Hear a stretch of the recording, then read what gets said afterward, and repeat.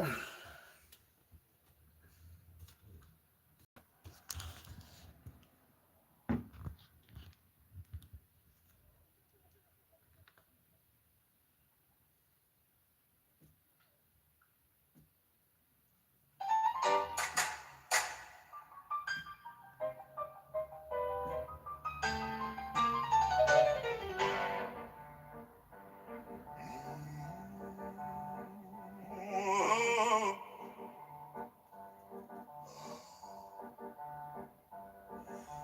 gather round, ye mortals bold, from mist and bright and tales untold, where canvas breathes and colors flow. Welcome to Painting Booth. Tobias perch upon the dong, it must be run. For chibi charged and songs be sung. No timid brush, no timid crew. We paint like thunder splitting through. He's defender who half divine, born of ink and turpentine. Samurai heart with Irish grin, lets the living ether in. He doesn't plan, just do don't try. He squints one eye, Charger G, one fearless stroke, the sky turns blue, and dragons hatch from painting.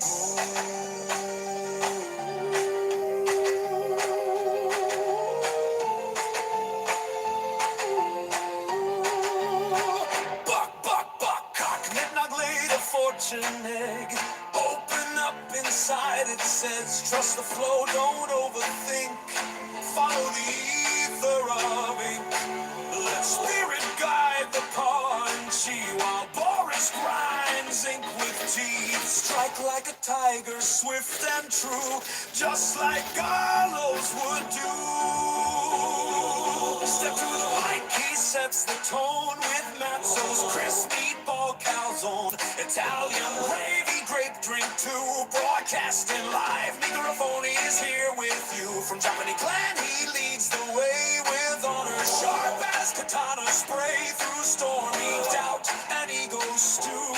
He brings life inside of you. So raise your brush like battle axe. Let go of fear and pigment cracks. Let art arrive from cosmic dew and roar it loud. Painting down!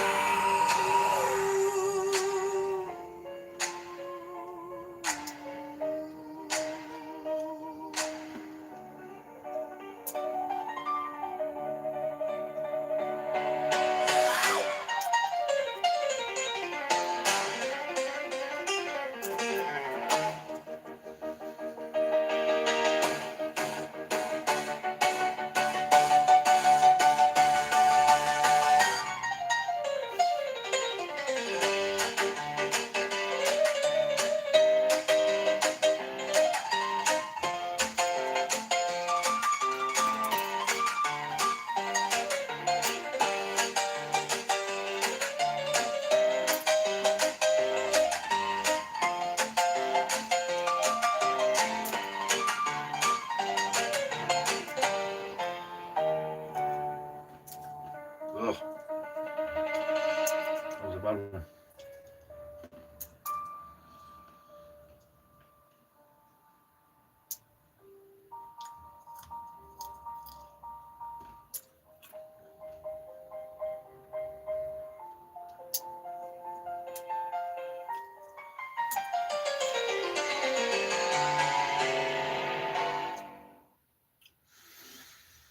Put your hands together for the monkey. Pay him. If he doesn't make any money, I'm gonna kill him.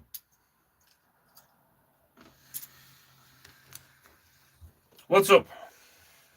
It's me today. Kimono and headband need to be washed because they stink of sweat. Because when I'm doing painting goo and LARPing as a demigod and drinking coffee, I sweat like a bitch in heat. Or a Catholic priest at a 5-year-old's birthday party.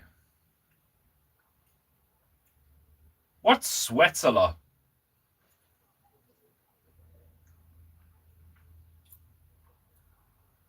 a Jewish producer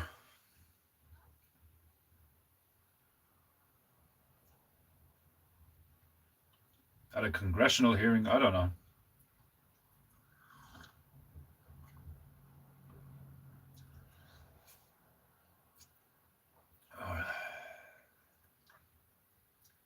Let me know in the chat. What's a lot? A queer in a hot dog eating contest.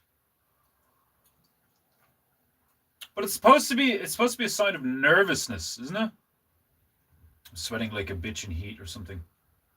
I suppose a bitch in heat isn't like nervous. Or maybe she is. I mean, like if you're a female dog and you're in heat and you're in the wrong place, you're gonna get humped a lot, you know? Or they'll try. They'll try. I'm very tired today. I ain't got a lot of sleep. And I still got up early. Been up since about 8 o'clock. Didn't go to bed till like 3. So like, I don't even think I got 5 hours sleep. Maybe like 2 hours sleep. The rest of it was like drifting in and out. I had a weird dream. First time in a while where I had a dream where there was moments where I didn't think I was me. And I was in a mad place. I looked at a window and it looked like the environment. It looked like there was like a cliff or a valley between me and another house, and the house was like at a 45-degree incline. So it gave the appearance that like it was like we're on a Halo world. For those of you who haven't played Halo, why the fuck haven't you played Halo? Obviously not the new one, because the new one's gay trash. But like, it was like the environment was placed on the inside of a ramp. If you've ever seen a skate park, you know what a half pipe is. My powers of description right now are failing me. It looked like the rest of the environment around my house was tilted up towards the sky. Like that scene in fucking... What's that movie with that fucking Egypt that used to be female? Inception. That's the one. Inception. Good movie. Good movie.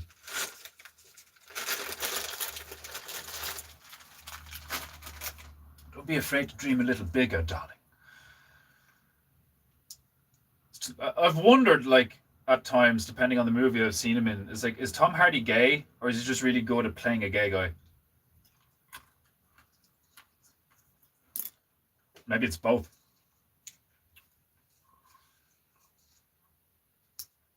Why are you apologizing for the loss of sleep? Is it your fault? Did you fuck with my dreams, Margie?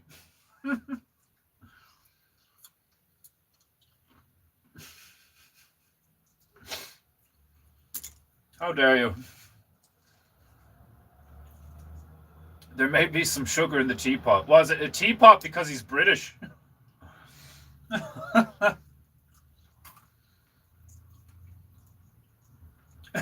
Did Margie cast a spell on us? She's getting bored sitting around trying to discipline her heartbeat. Like, out of sheer boredom, has decided to engage in a mild amount of magic.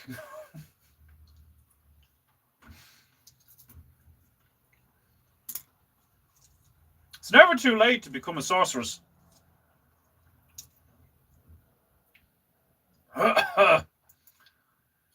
Greetings, Peter Bear.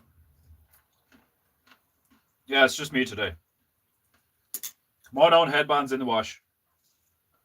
because I'm a sweaty bastard.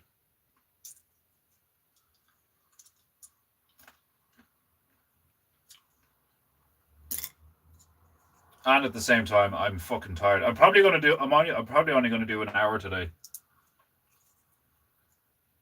One, because I'm tired. Two, because the painting's pretty much finished. You just sit here and talk shit. Bitch about how tired I am. I noticed that I'm getting cravings for cigarettes at times of the day where I would usually have a cigarette. Which to me is interesting because like I thought cravings would be like more chemically orientated. Biochemically orientated. Like I thought I would actually get like a feeling where like similar to when you're hungry or horny or like really tired or something, like, do you know what I mean? Like it's like a physical thing that you're trying to fight off. Lately though, the past like 2 days, it's more of a like a demonic whisper. It's more of a mental thing. Or like just this little voice in my head is like, oh God, I'd love a cigarette right now. But I don't feel it. I just think it. And then I'm like arguing with myself. I mean, I could have one. What harm would it do? I've had thousands. And then it's like, well, what's the point? Addiction is a weird thing. When you stop. Because you start rationalizing these things of like, is a bad habit just something you do too often? I always think of Ip Man, where he's depicted as a smoker. And it's like, if the guy who taught Bruce Lee martial arts smoked cigarettes, then how bad can it be? Has Tarts experienced the full kimono headband defender experience? No, not yet. Not yet. I don't know how, like, they can't really, you know, because like Tarts is on during the day. And that's why I think I think Marion's right. I think I should probably stream like in off hours. Like when they close up shop. And stream in the evening or at night. Which would be cool because it would draw attention, you know.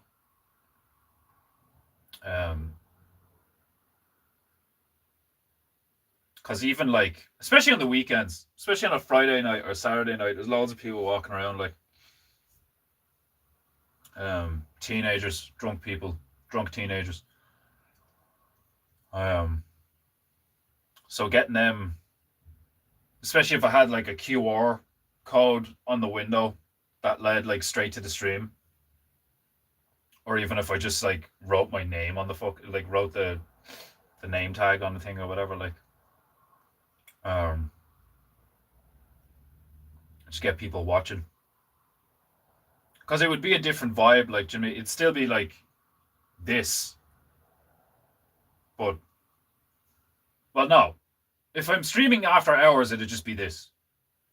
It'd just be painting goo, because then I don't have to worry about, you know, the whole like recording the public, or if somebody walks in, or because it's during the day, do I have to worry about kids and like cursing and all this fucking shit? Like, I just be me, because that's what I was mulling over the past like several weeks. Was like, if I do painting you in there during the day, then it does have to be different for the sake of like, you know, not being a inconsiderate narcissist. Like, saying whatever the fuck I want. Like, you know, like nigger, nigger, nigger, nigger, nigger. Like, you know, it's like some couple with their kid is standing right there, and it's just like some lunatic wearing a kimono and headband fucking painting a dog on a unicycle trying to kill a crocodile. And just like, you know, yeah, so these niggers. Like, it's like, dear God, what kind of artists do these people let in this place? Like, it's like, he's one of the founders. Like, I'm just self-aware enough to know that I can't be like,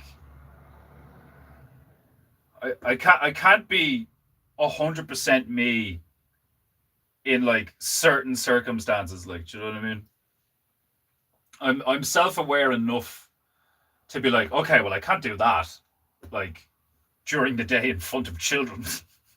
That would be irresponsible. But pretty much every other like context and time frame or whatever, like a situation, I'm just like, well, why wouldn't I be me? Like, you know, what excuse do you have to pretend to be something that you're not? Like, oh, well, it might be bad for business. I might not make any money. People may not like me. Oh, fuck me. People will people will invent reasons to not like you, even if you're like a saint, you know.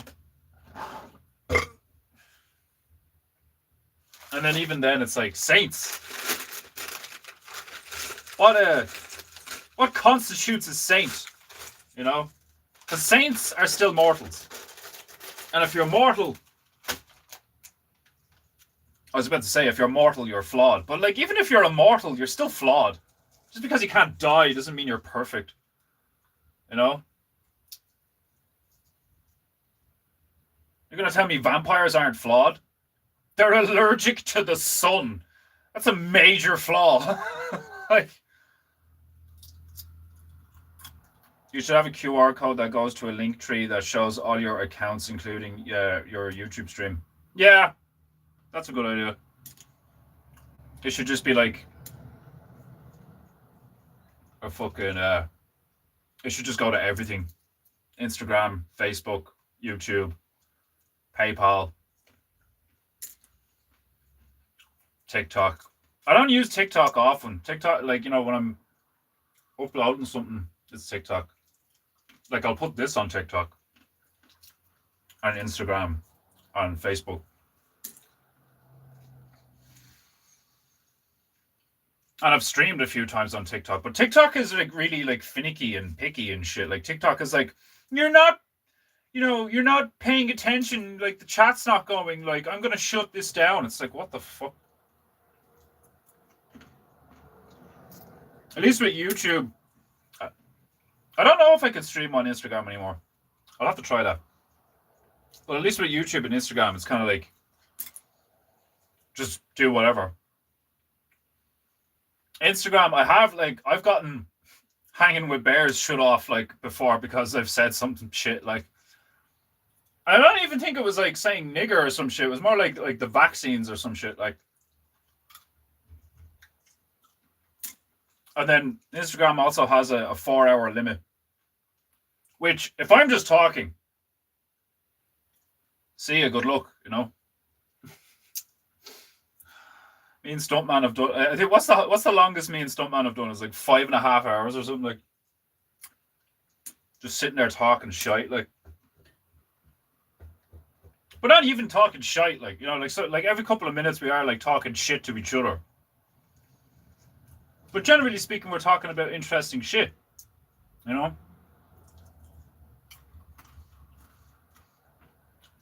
That's one of the reasons most social settings like are quite boring to me. Because like, I like talking about stuff, but now the scope of what you can talk about with just your average everyday person is so narrow, you know, so limited. If I want to talk about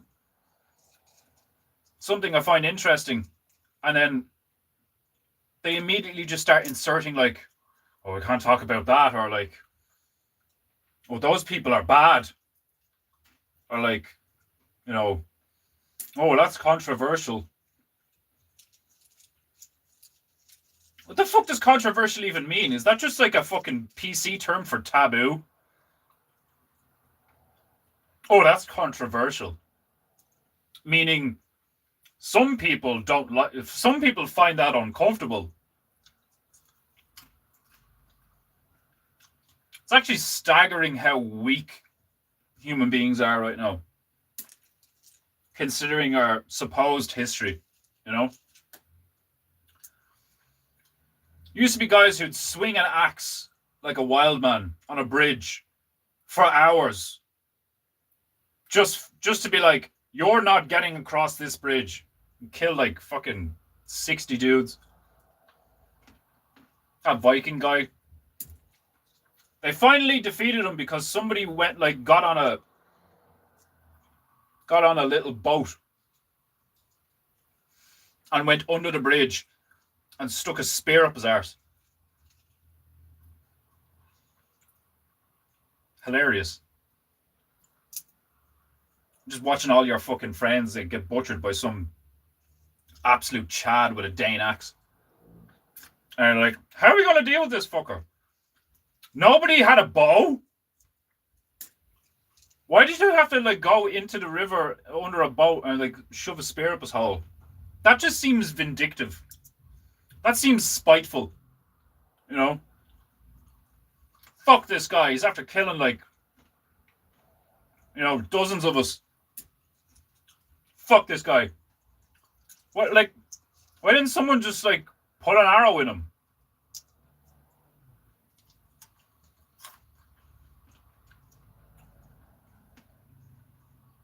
It's funny how like anytime I actually start to sit down and think about something, doesn't matter what it is, a myth, a world event, some part of history that's supposedly true, a business policy, a supposed rule of fundamental reality, like gravity or some shit. When you start thinking about the properties of things and why something is the way it is, or why it could be the way it is, why people are the way they are, why there's a bug that can spray acid out of its ass. It's amazing what happens. So this stuff just starts coming to you.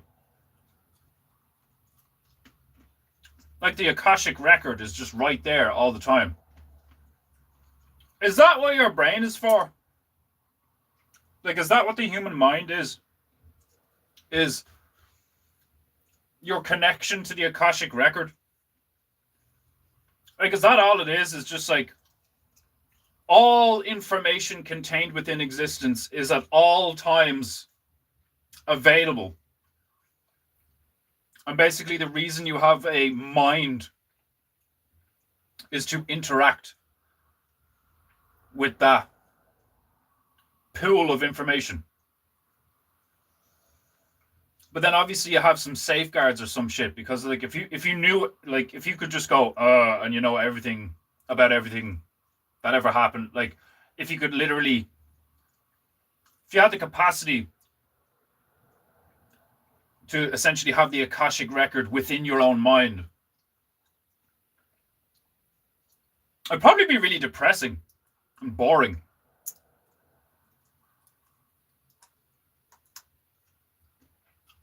Bring a whole new meaning to nothing new under the sun. Just sitting there, knowing everything. Like nothing surprises you. There's nothing to learn. You just know everything. But conversely, because you know everything, if knowledge is power, you'd be extremely powerful. You can do whatever the fuck you want because you know how to do it. You know where to get it if you don't already have it. You would know how to accrue resources in a moral way that's very effective and easy and short term.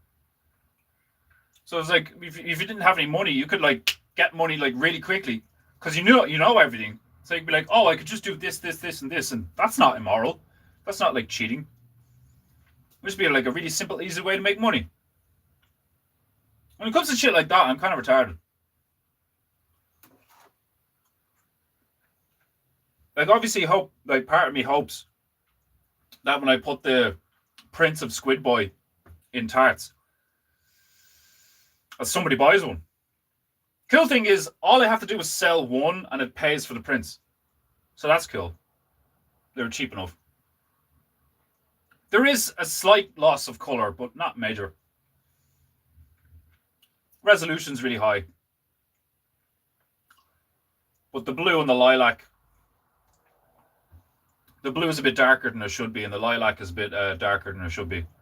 But other than that, for what I paid for them, really good result. And the card they're on is really nice. Really high quality. But like, I don't know what the people want, you know? I know what I like doing. And people look at my shit and they're like, that's cool, that's funny, that's awesome. Your man Lee Stacks, that farmer on Instagram, recently described my work as like pulling a rabbit out of a hat. You never know what you're going to get. It's like a whole new format and all. Like, I don't know if that's true. I mean, I really appreciate that. It's a really nice thing to say. And I must be doing something right if somebody like him, do you know what I mean? Like, good-looking, intelligent dude, makes his own music. As far as I know, that's the same guy I'm thinking of. Owns his own farm, owns his own studio. It's the dude who bought one of my symmetricals a few years ago. And that's how I judge things. That's how I relate to things. It's like, well, if that person's doing that, then surely like there's some merit to something. Do you know what I mean? But that's also the same reason I would look at like the character Ip Man, historically speaking, or like, and maybe he didn't smoke. Maybe that's just something they put in the movie. But like, Chinese love their cigarettes. That's the one thing you see in a lot of Asian movies. The Chinese smoke. They fucking smoke. Sneaky little Brits couldn't hack it honorably, and I think it was a dude who got into a barrel in the river. Yeah, but that, like, isn't that funny? Like, the Brits are like, as far as cultures go, the Brits are like renowned for like the longbowmen, you know, English longbowmen, like Robin Hood. They're literally renowned for being some of like history's best archers. And then you get like the Mongolian lads with the recurve bows on horseback and all, like. But the British longbowman was like anti-armor, anti-army if you had enough of them. Assassins, thieves, you know.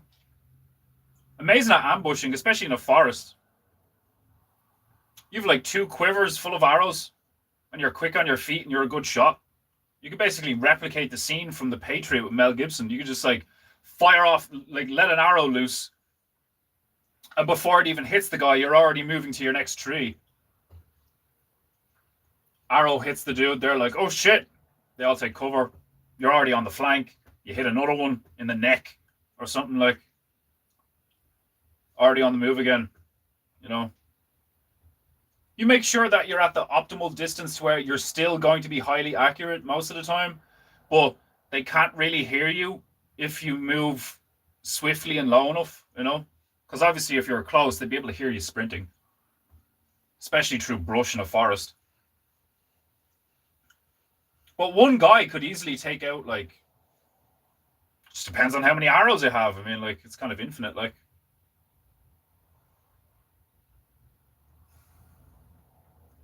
But that's kind of what I mean. It's like once you start thinking about something, like, you know, like, is that just my ability to like imagine something in my mind, to visualize things, and then to be like, okay, well, this would probably happen and this would probably be a factor. And then what about this? And then so on and so forth. Like,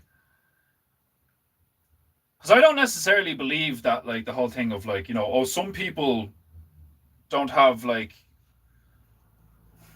maybe, I don't know, some people just don't have the capacity or the ability to do that or some shit. Like, I just, like, I don't like thinking about me being, like, unique or special. I don't like, because I like I genuinely think that, like, anybody can do anything, and it's, like, mainly mental. Like, anybody can become strong. Anybody can become a painter, a stone carver. All that really gets in your way is you, you know? Like, I hear people say that a lot, like, oh, I can't do this, or I'm not good at that, or, like, Now, if it's a preference thing, that's different. That's where I think a lot of that comes from. Is, like, genuinely just your personality, where you're like, I don't like that kind of music. Okay. I don't like that flavored chocolate. Fair enough. Like, so, like, that would inexorably lead you to a different path. Like, just that alone would lead you down a different path. So in that way, you are unique, you're special, you're like a little snowflake. But I mean, in the sense of, like, just a general human being's capacity to do something, you know?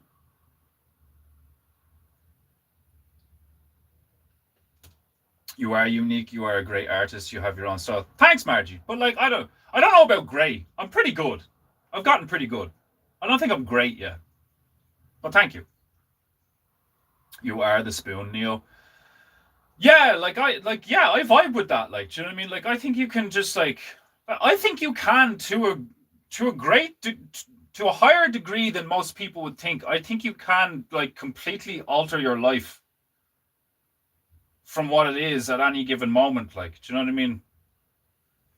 It just, I think most of it is mental. Whether you're talking about, like, fighting or creating arithmetic, biochemistry, like, I don't fucking medicine, like, casting spells. I don't fucking know. It's like,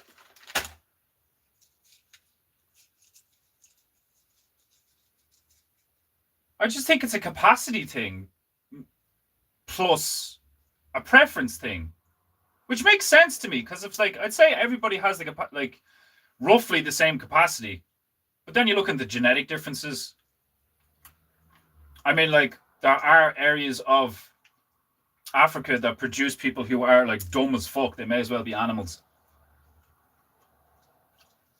But is that just their current genetic state?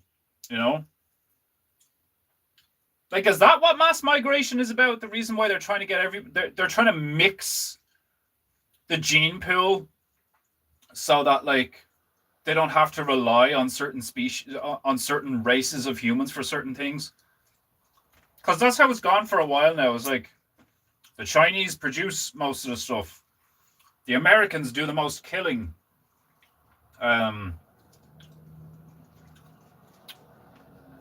don't know what the Russians would be like. Like, a bit of both. The Russians also produce stuff, and they're really good at killing.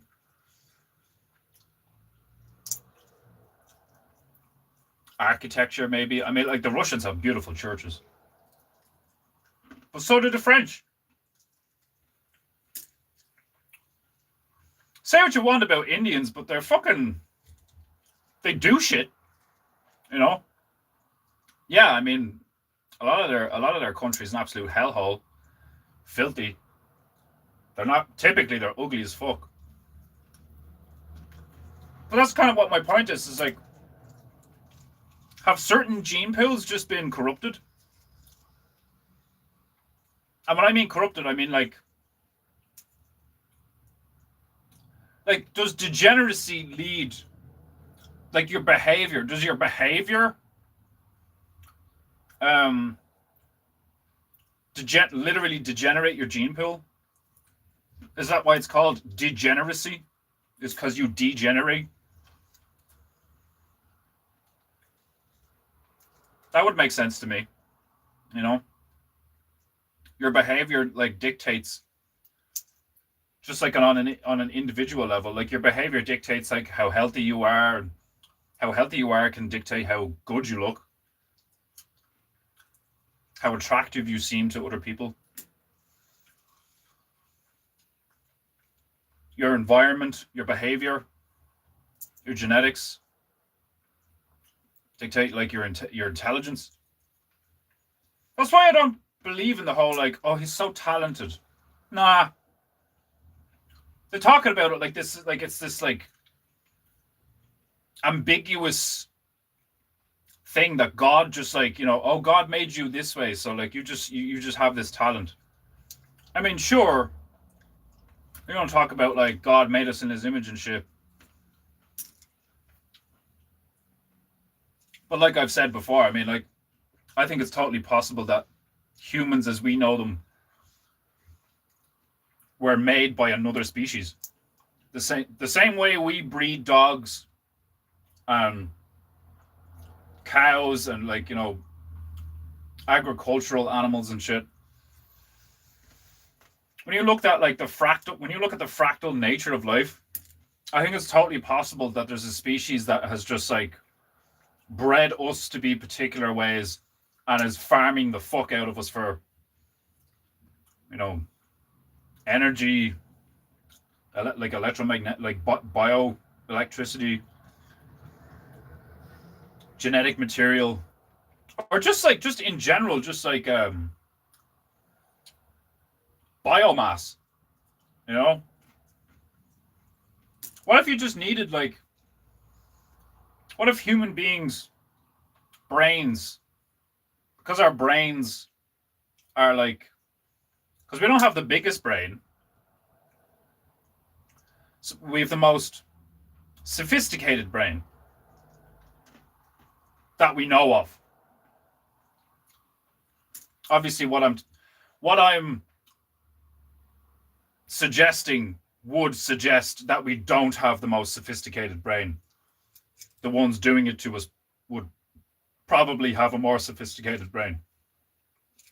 Maybe they don't. Maybe their lifespan is just far greater. And because you're around longer, you learn more shit. So comparatively, the human species is like, yeah, they only live 100 years, but fuck me, like, you know, pound for pound, they're really intelligent. Like, that'd be interesting. And there's like all these movies about brain suckers and like, you know, zombies and shit. Like, they're gonna eat your brains. Why would you want to like? Is that just like a metaphor for consciousness, where like the reason an undead, a reanimated corpse would want to eat your brains is because back then they thought that consciousness existed in the brain.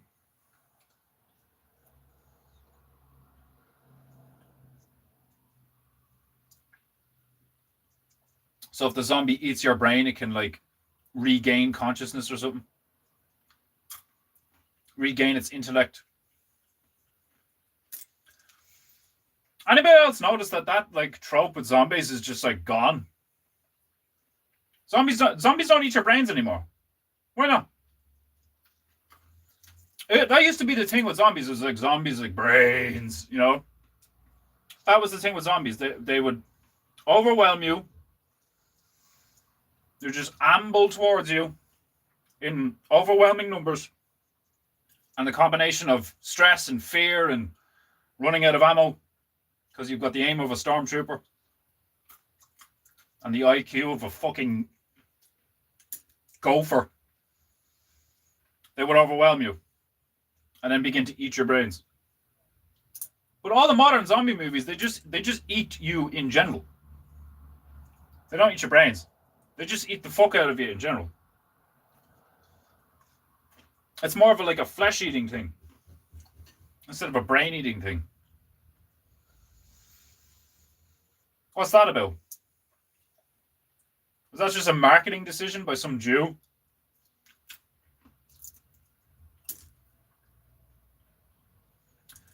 You know, I'd be a lot like just thinking about it there. Zombie movies would be way more violent if they had to eat your brains. Because think about it, right? It doesn't really make a lot of sense that a lumbering, ambling, you know, corpse, a reanimated corpse is like brains. And then they get to you, and then they somehow then get to your brain. Like, what do they do? Like, you know, is a corpse really strong? Can they just crush your head? Do they like beat your skull against the ground until brain matter comes out and they just eat the brains? Zombies typically give off the appearance that, you know, they're a rotting corpse. So the muscle mass, the connective tissues, rotting flesh, you know, like even the bones would be more brittle. And like you see that, and especially things like The Walking Dead and all, like, you know, it's like you hit one of them with a baseball bat and the head just explodes, you know?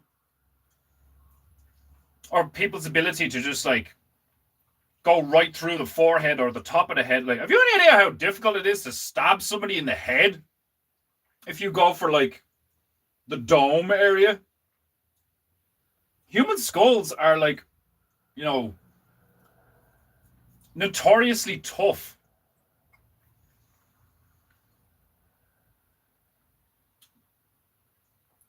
So the more you think about it, like, it doesn't make any sense that something that's just like brains, like, and real slow, and like how does that thing?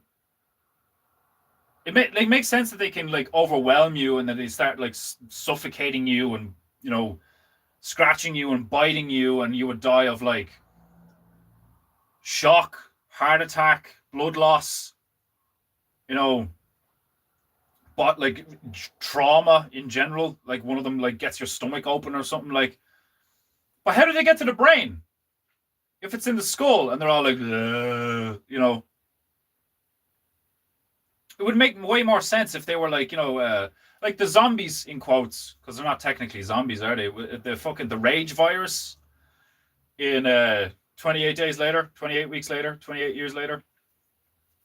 28 years later was such a disappointment. The first two were pretty good, but that would make a lot of sense because those guys are vicious. Those guys, like, you see those guys like put their thumbs in people's eyes and like smash their skulls in and just like, you know, go crazy. So like, that would make more sense because it like, but they don't go for the brain. All they have to do is like nick it. All that, like, if their blood gets in your eyes or your mouth or whatever like that, or if they bite you, within seconds, you've got the virus and now you're part of the horde, and they're just like, he's one of us, and then they just go on to the next one. It doesn't make a lot of sense. There's not many zombie movies that are actually genuinely like coherent, which is one of the reasons I think World War Z was actually really cool, because they attempted to make it coherent to a degree. The whole kind of like cordyceps thing or whatever, where it was like they move like water over rock around like people who are sick. You know, it's a parasite or a pathogen seeking a healthy host so that it can like propagate or whatever. And even the way it moved the human body once infected, that made sense too, because it wasn't human, so it didn't know how to move like a human. It was something that had taken over the human body and was now moving the human body for its own purposes. So that's why you had the whole, it looked like it was being pulled towards something. That's cool, you know? At least they put the thought into it, like. But like, the whole like Margie said, like, yeah, they're coming to get you, Barbara. It's like, that to me is, I'd like to dive into that rabbit hole. I'm sure there's some people who have like deep dove into that, where it's like, where did that come from? Surely that's like some kind of cultural myth as well, like, you know, like the undead corpses coming back to life, But then where did the whole eating brain things come from? Like, is it just to regain consciousness? But then why are they slow? Well, it's a corpse. It's like, okay, well, if that's your logic, then they're not really a threat then, are they? Like, you know what I mean? It's like, yeah, but there's loads of them. You know, it's like, it's kind of this like childish argument to just make something cool, which I'm not against. Do you know what I mean? I do that all the time. Like, it doesn't make sense. Yeah, it's cool as fuck though. You know, I've been talking for 45 minutes already. This is wild. I'm too good at this. If I have a cup of coffee and something to chew on, you're all fucked. I need to weigh myself later. See how much weight I've put on in like, what's it now? Over 7 days? I think I stopped. My last cigarette was...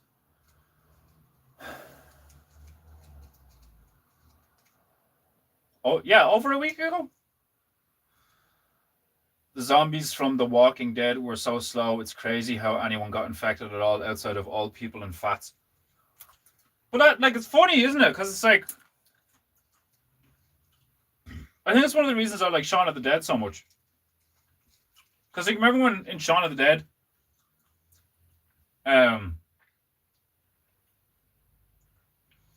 when he, like, explains to them, he gives them, like, a quick synopsis, where it's like, oh, it's okay, they're slow, and if they get close, you just bonk them in the head. Like, you know, it's like, in like 10 seconds, he gives you a synopsis of like, yeah, but they're not actually that dangerous though. Like, well, like you said, people still get like overwhelmed and pulled apart and all. Like, comes from Kuru, the cannibals ate brains and went mad. Yeah, that makes sense, but like, that doesn't explain the whole undead thing, you know? That doesn't explain the like, the nonsensical retard strength that like the corpse now has. Unless you're gonna go down the whole thing of like, oh well, like it's rigor mortis, but it's like semi-conscious. So they have like this weird combination of like, because they have a lack of consciousness, the body is just being used as a tool. So they have like the strength of a corpse. Because like that's a thing. That's a saying. The what do they call it? The death grip. Where like there's stories of like survival situations and like times in war and shit. Where like if somebody's like holding on to you but they're dead, like getting them off you is like wild. Or if somebody dies in a certain position, trying to move them out of the way or like move one of their limbs, if rigor mortis is already set in, can be really difficult because the body's just like locked up. So like maybe that's the argument, is like they technically have rigor mortis because they're dead, but they're moving. And that's where you get all the like creaking and crunching and all that shit. But then you're talking about, it's like a weird combo of like, oh, they're undead cannibals. I don't know. They don't have a mind. I mean, the Kuru stuff does make sense. That like, that hits a few of the major points. Eats brains. Cannibal. Goes mad. Mad like being another placeholder for like, you know, isn't really conscious. But like, somebody being mad isn't the same as someone being like, you know,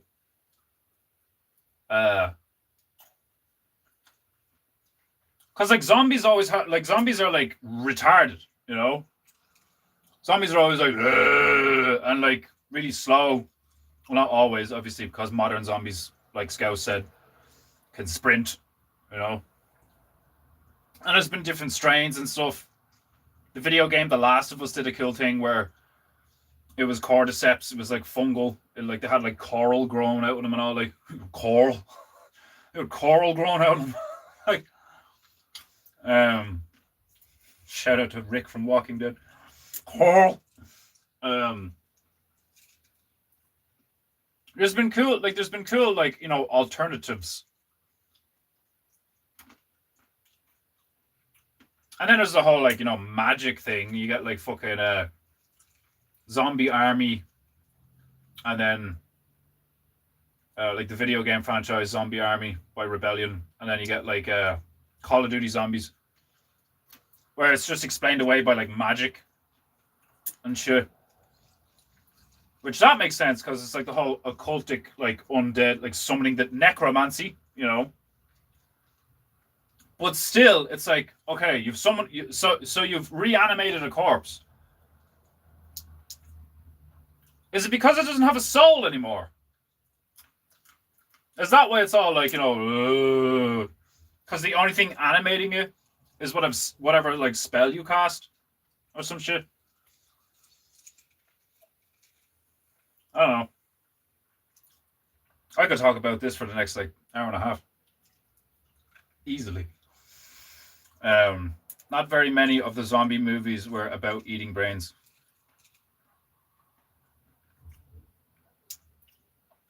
What makes you think that? A good few of them were. It depends on the era, Loads of movies, loads of video games, loads of TV series. Now, I will agree with you in the sense that there are also lots of stuff with zombies where they don't eat the brains. But that was my original point. Is that at one point, zombies ate brains. And then it got different. Because I watched them all. You've seen all the zombie movies. I mean, don't get me wrong, I wouldn't be surprised, but all the zombie movies, all the movies with zombies.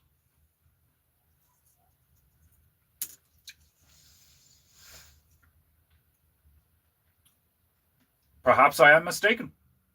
Perhaps the zombies eat brains trope is just because I'm a 90s kid. I don't know. Maybe I grew up in just the right era to see a couple of zombie movies where the zombies eat brains. You look at Plants vs. Zombies, the video game. Brains. That was a thing, It was definitely a thing at some point. We'd have zombies and they're brains, It was a thing. A cultural thing. Pop culture thing. But then it faded. And I wonder why.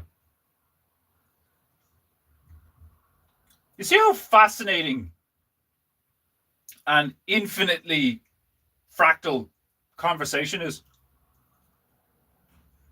You can spend an inordinate amount of time talking about any fucking subject. I gotta sit here and talk about weightlifting. And I don't even fucking know that much about it. Speculation, wonderment, asking questions. I don't like to make assumptions. That's one thing you should steer clear of. It's making assumptions. But that's why I ask all the time. Is that? Why that? Is it the case? I heard that fart. I didn't fart. I think I burped a little. I didn't fart though. Or maybe something I moved sounded like a fart. It might have been the stool. I would tell you if I farted. I would.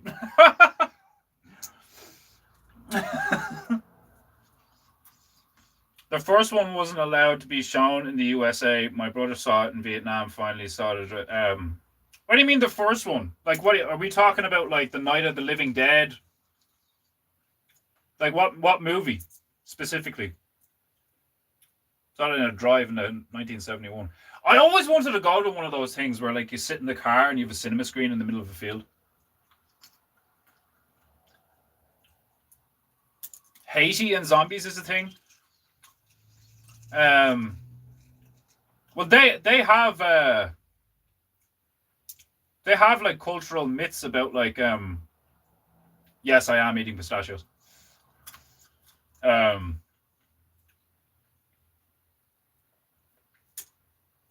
Lots of places are like that because the whole like what Stabaru said about the whole like kuru and like eating people and all. There's like Indian cultures that like were cannibalistic. Where'd that one go? Man down. I got him. So that's the great thing about pistachios is if it's still in the shell, it's all good. 5-second rule doesn't even apply because it's not like you're eating the shell. Drive-in theaters are a vibe. There was one that I took Sonny to a few years back when we lived in Vermont. Yeah, I always wanted to go to one of those things. It's not a thing here, really. I don't think there's like a single one here. I could be wrong. I could be wrong. Maybe there is one here, and it'd more than likely be like American themed because it's an American thing. Drive-in theaters are an American thing. And if other countries have them, it's probably because of the American influence, you know? Like, I can imagine there being one in India somewhere. Because, like, Bollywood is literally called Bollywood because of Hollywood. I mean, say what you want about Americans and America. But they've had just as much good, positive influences as they've had negative influence. If anything, I wish they had more influence. I wish Europeans were allowed to have our own fucking firearms. Not that I don't consider myself to be European. You know, fuck Europeans, faggots.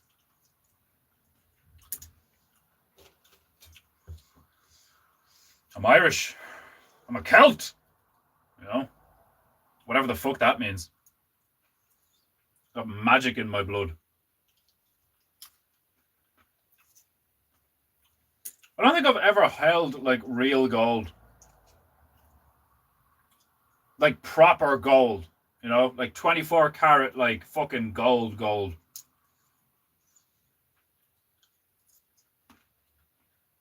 I wonder if I got my hands on some gold, would I become like addicted to it? Like,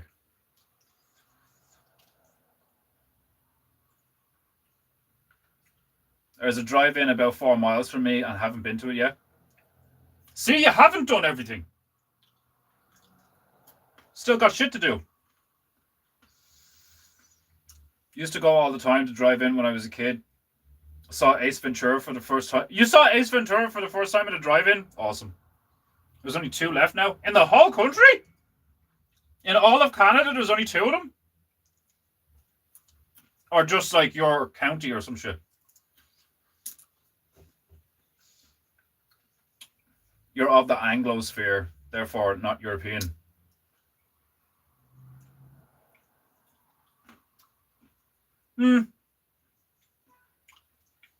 But like,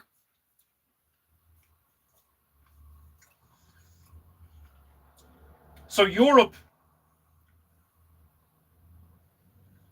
is everything before you hit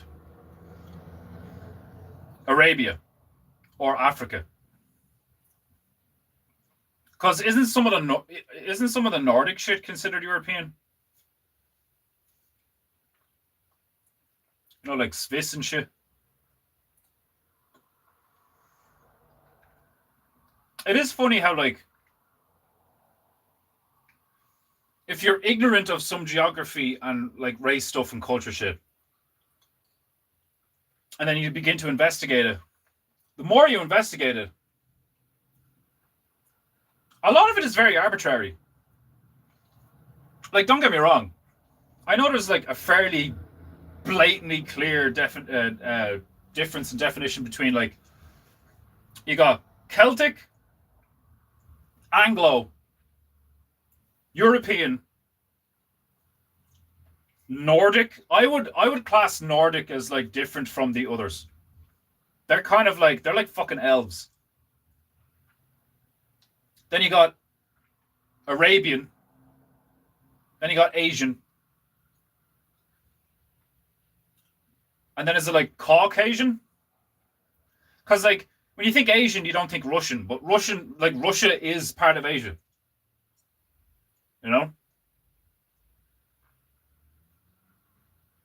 Like having the Russians in the same basket as Chinese, Thai, Korean, Japanese, and all that, like that doesn't make any sense. And I always thought that was fucking hilarious when you look at like a globe. Well, not a globe, a fucking. When you look at the flat version of the currently agreed upon model of Earth, because it's the two sides of the globe laid out flat. I always thought it was so funny that like Korea is like on the left, isn't it? Like you got like China, Japan, Mongolia, and isn't Korea like over here? Because it's to the right of all of this stuff. So on a globe, it's like, oh, it's like, you know, it's this side of Asia. But on the 2D flat version of the globe model, it ends up on the left-hand side. Am I right or am I wrong? I could be wrong. But to me, Korea always seems like it's like really far away from like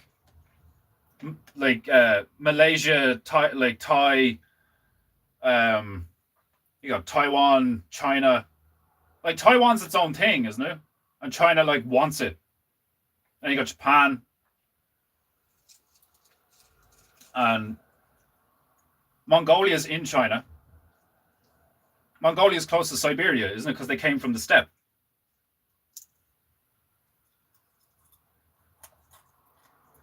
And like there'd be people like, I can imagine people being like, how do you not know this stuff? There's shit people don't know right now.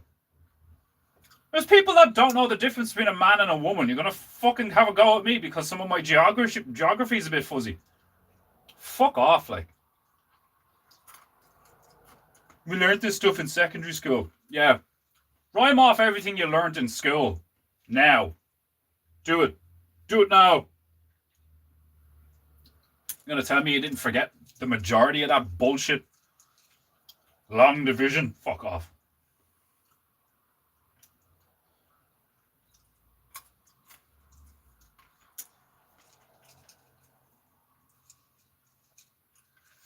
I've been to drive-ins a lot. You're right, I can't go to them all.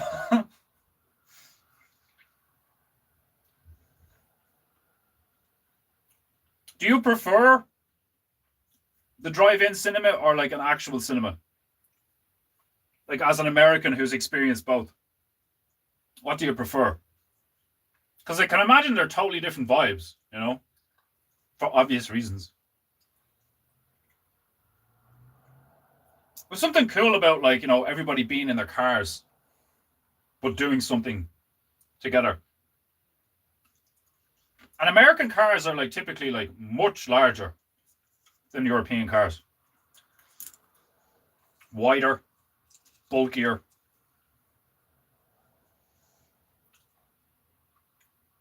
Yeah, just in your area. I thought as much. I was like, in all of Canada, there's only two. That can't be the case.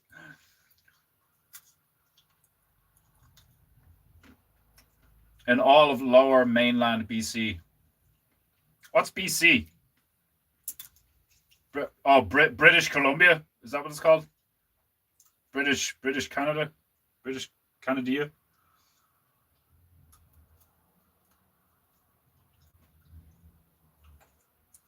British Cuntland. Like, how funny is that like loads of places are still considered part of the Commonwealth? Australia, Canada, New Zealand? Like, the majority of the fucking realm speaks English, you know? I speak American. Shut the fuck up. You speak English. No, you speak American. You speak English. Shut the fuck up. I can't stand that.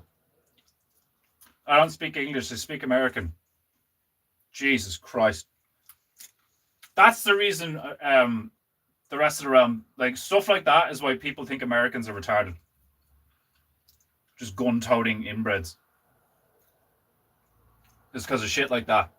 I speak American. I don't speak English. Jesus fucking Christ. Like, I'm Irish. We have an understandable disdain for the British, just like the Americans.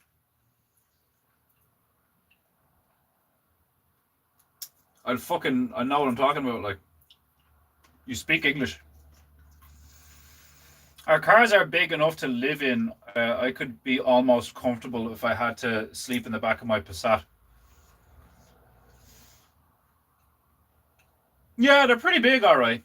And it also depends on the make and the model. You could, like, that's been a thing for years where people like live in their car if they're in between homes, or if they're homeless but they have a car. They just live out of their car. That's why the Volkswagen van thing from the 70s. No wonder loads of people had those things. A road trip in one of them, awesome. As long as you've got fuel.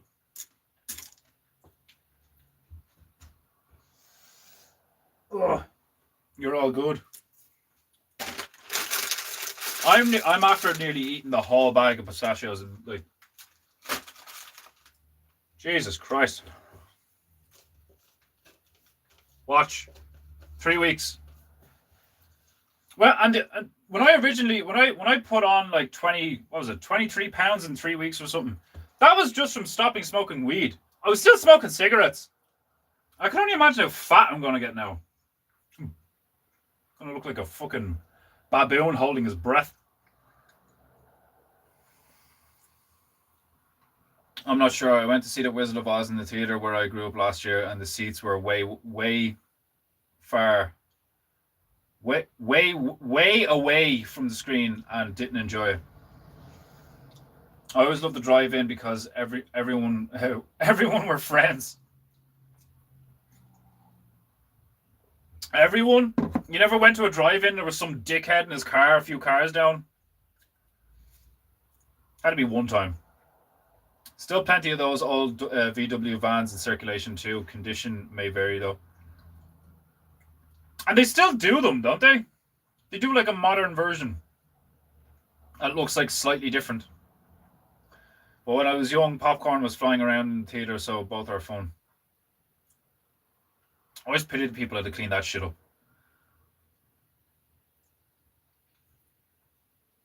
Cleaning up a fucking cinema. Ugh. Ugh, sticky. Ugh.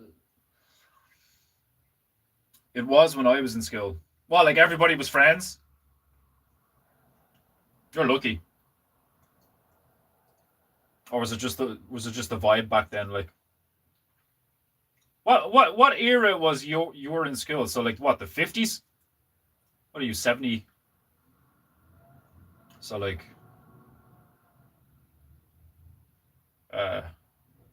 yeah, 50s? 60s? Modern, yes, but it's a gay EV. Are all of them EV? Surely you could still get a modern one, but it's not EV. Started listening to the Game of Thrones audiobook, pretty similar to the show so far. Late 60s and 70s. Yeah, that makes sense. The whole free love era, everybody was like either on drugs, drunk, or like just really into being friendly and shit. That makes sense. Stuff didn't get really like criminal and gay till the 80s. Now it's electric, called the VW Buzz. Gay. Man, like, electric cars seriously sound like the cars that they used to put, like all the futuristic cars that they used to put in like mid 2000s movies, where they're like, woo, like that's what they sound like, and I don't like it. And they're quiet enough that like sometimes you can't hear them coming. And I have like stupidly good hearing. The amount of times fucking Emma turned around to me, it was like we'd order Chinese or something, and I would hear the car door close, and we're like at the back of the house upstairs with Netflix on, and I would hear the boom, and I'd be like, Chinese is here. And I can't hear these fucking things coming. Sometimes. Most of the time I can, you know? If there's like ambient noise, they can be very hard to register. And I think that's just not okay. I think that's dangerous as fuck. I got married when I was in school. That's nothing to be ashamed of. I mean, like people, like lots of people these days, lots of people are pining for what things used to be like because of the state of everything right now.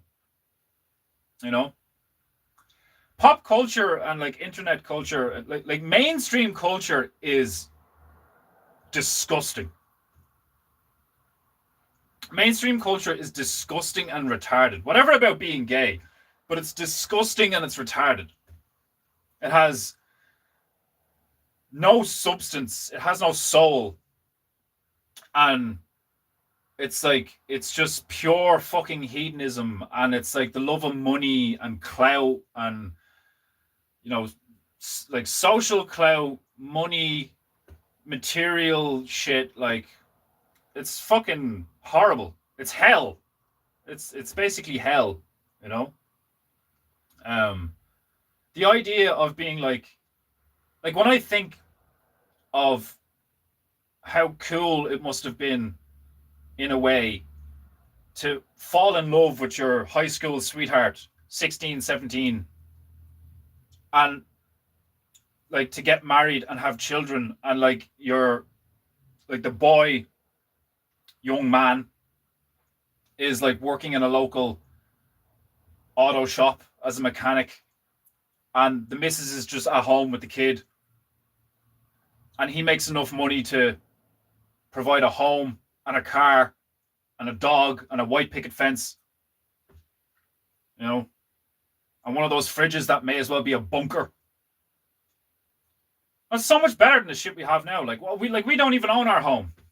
I don't think it's gonna happen, knock on wood, that it doesn't. But like, if the like the people who own this, the people who own my home are lawyers. We call them solicitors, which I think is a more accurate name. But like, it's a firm. It's a firm of suits own my home. Like, when you think about that, like, that's fucked, you know, because it's so impermanent and shaky, and like, I can't give this place to my kids, you know, like, I don't like the whole thing of possession and stuff. It's just like the video game industry. It's like there used to be a situation where, like, I was thinking about this the other day, right? How fucked is this that like you buy a video game and you take it home and you play it, and you realize that there's some woke bullshit in it. They start talking about non-binary and all this fucking shit, and you're like, ugh! You can't bring that back and get a refund. You're just stuck with it. That happened to me. Ubisoft came out with a game probably like 9 years ago at this stage, called Immortals or some shit. And it was about like Greek mythology, and it was like it looked similar to like Zelda Breath of the Wild.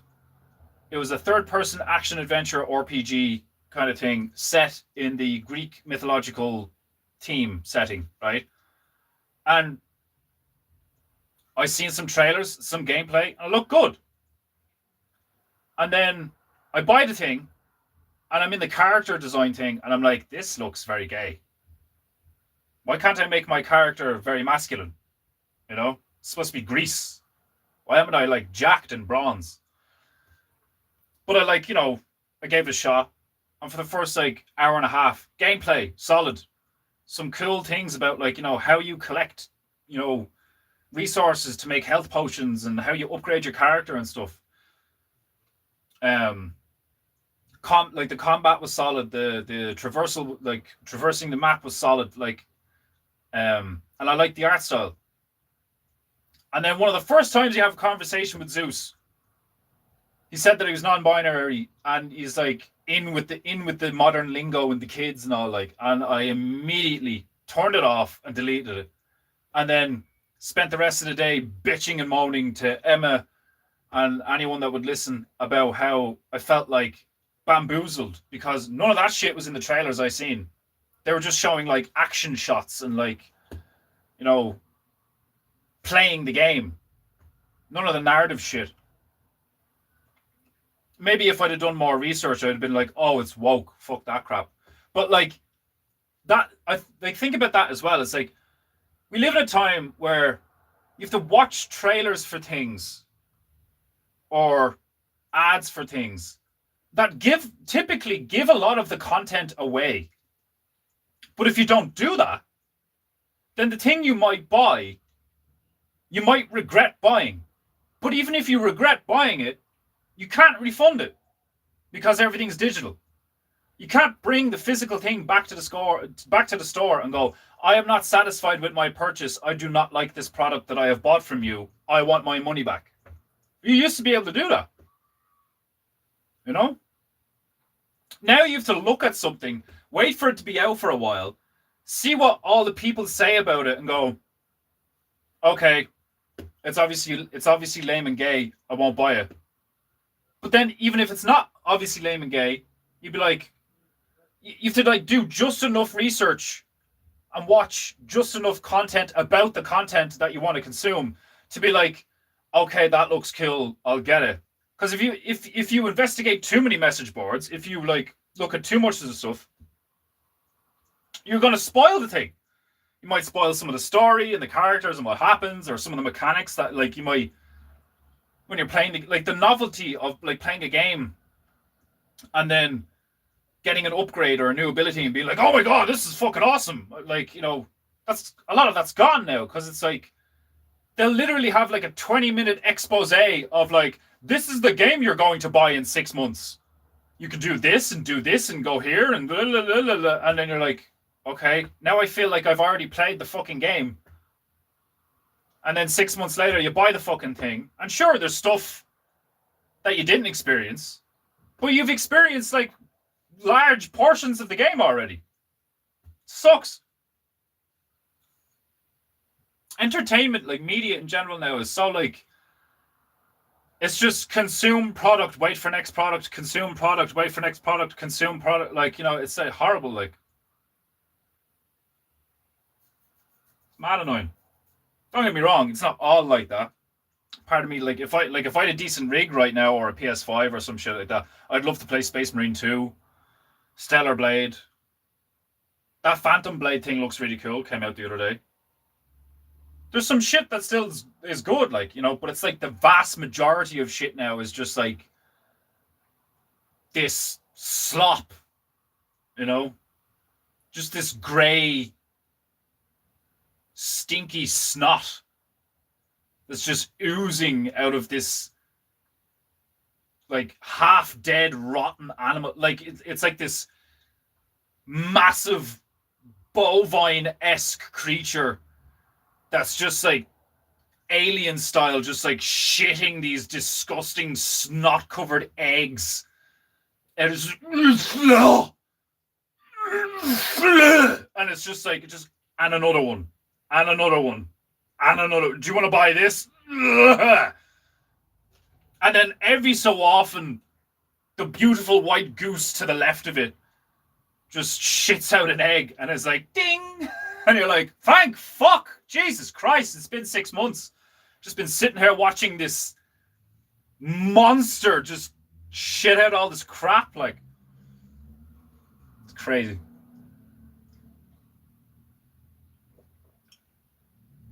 I want a flying car. Don't we all?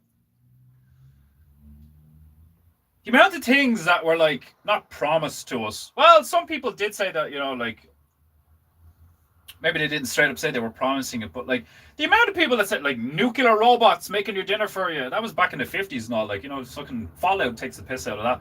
Flying cars, you know, the seas are gonna the sea level's gonna rise and we're all gonna die. Mayan calendar, the world's gonna end. Like, Jimmy, it's like it's just like it's so breathtakingly stupid. I was trying to find a word that more accurately describes how I feel about the situation, but stupid I suppose will suffice. But it's like it's just it's breathtakingly dull, just void of any like, you know, for like, oh god, like more of this shit, like, you know. And like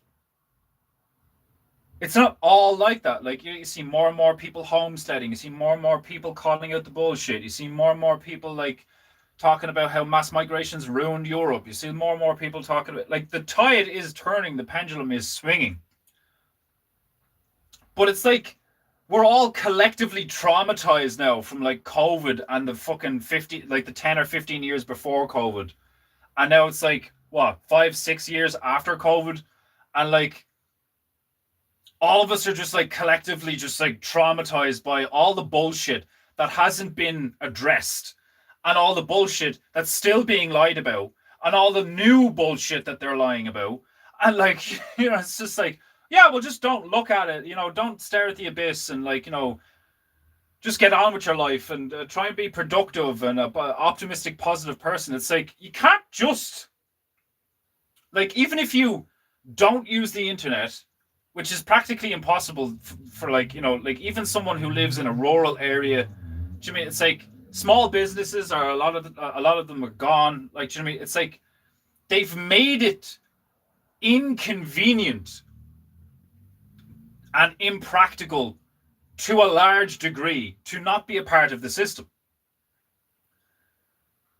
So you need to engage with the system. So even if you turn around to yourself and you're like, okay, well, I'm not going to look at this and I'm not going to look at that, and I'm going to reduce my screen time and so on and so forth, which are all healthy things to do. You go for a walk and then some blue-haired troglodyte fucking walks past you and you're just like, oh shit. Yeah, it's not just on the internet. It's not just in my phone. You know? Some septum person having fucking bullshit ideology spewing. Like, and you don't even need to talk to them. You can just see them and go, oh Christ. You know? Oh, you're stereotyping. Stereotypes exist for a reason. They wouldn't let me be in band after I got married. What? What do you mean? Like you were in the school band? Like where you were a cheerleader or like a flute player or like a fucking... What do you mean they wouldn't let you be in band when you got married? What the fuck? The dating scene alone, all my single friends my age are always telling me how toxic dating is these days. Expectations of wealth and status, beauty on both sides. I mean, the beauty thing is kind of like, for the most part, acceptable. I mean, like nobody wants to fuck an ugly person. Do you know what I mean? Like, that's a fairly like standard. Like, there's you.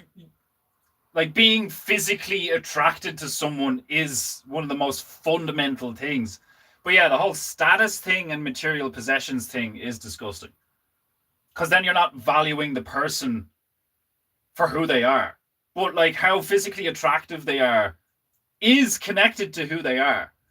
Because they might not be genetically gifted, just naturally beautiful. But if they really take care of themselves and they have a good soul, that has an effect on their appearance, you know? So like, I don't like when, you know, when women turn around and it's like, oh, I have to be beautiful. And it's like, you don't have to be like a fucking goddess, but like, you need to be not ugly. And these days, that's not difficult. You know what I mean? Like, even if you're fucking bet down, there's ways around it, you know? And like, I challenge you to find a man that will turn down a butterface, depending on how, like, if she's like, if she's got a fucking, what do they call it, chopped face, but she's got a kick-ass body and a great sense of humor, and she's just like really fun to be around, and she's like a really loving person and all, like, you know, especially if you've been single for a while. It's like beggars can't be choosers. Like, she's got an awesome personality. She's like got an amazing body, like beautiful singing voice. Like, you could like, she's all these things and all, like, yeah, but like her face though, like, that's stupid. You gotta weigh it out, you know. Amount of times I've weighed it out with Emma, because she can be a fucking cunt. Like, I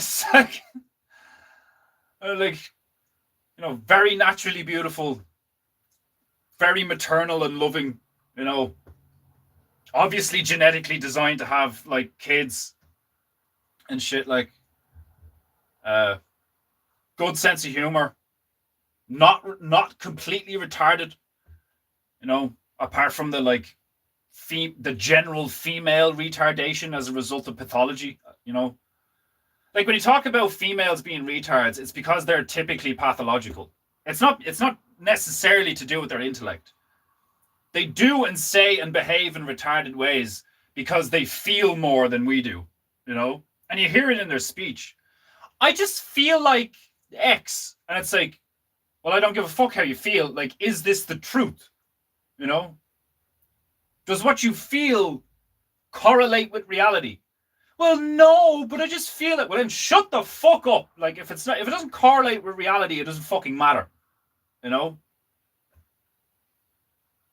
one of those things that it's like, I just like it's way worse when it comes from a man. It's kind of like generally accepted to a degree when it comes from a woman because they're women. But if you have a guy being like, oh, I just feel like, I just feel, and it's, but reality is like X. Yeah, but I just feel like Y. Yeah, but reality is X. And I've had moments like that. I've like, I just feel like this. But then you assess reality against your feelings, and you're like, oh, well, yeah, that makes sense. And it's like men have more of a capacity to put up with like disappointment, which is hilarious because it's like, it's probably one of the reasons we're able to put up with females. Like, it's like, if men are going to get along with women, they need a much higher capacity for disappointment.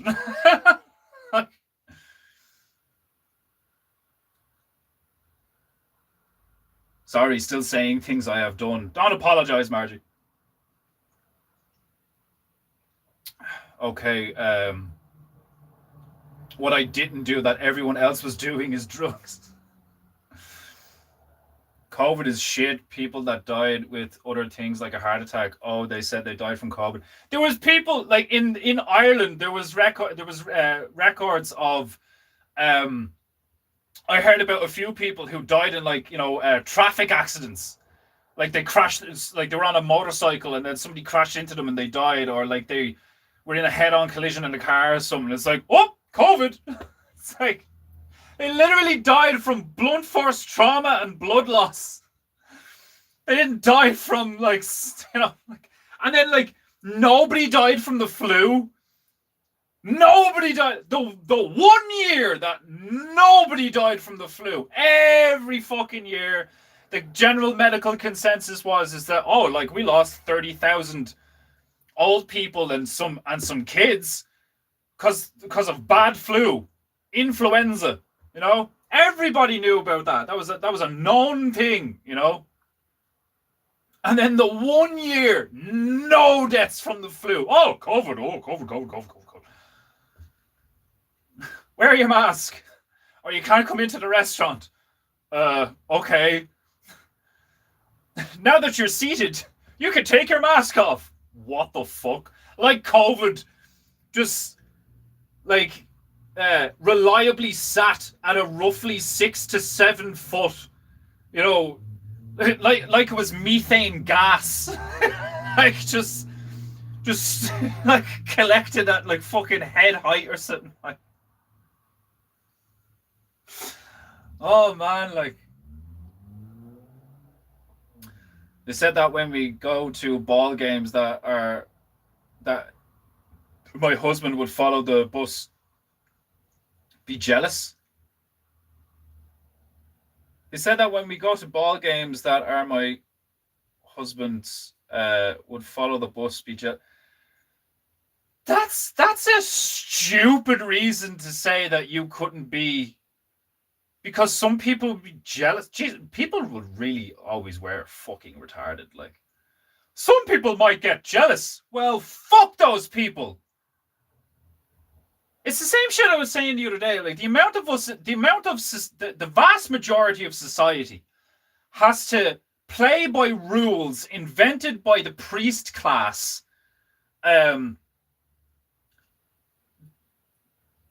that are designed to keep the lowest of us in check. You can't do this. Why? Because some dickhead did this, and now we needed to invent a law to prevent that. It's like, maybe a two-tier society is a good idea, where it's like, if you follow the rules, you're allowed to do all this. If you don't follow the rules, we'll kill you. like, it should be like maybe we should do a situation where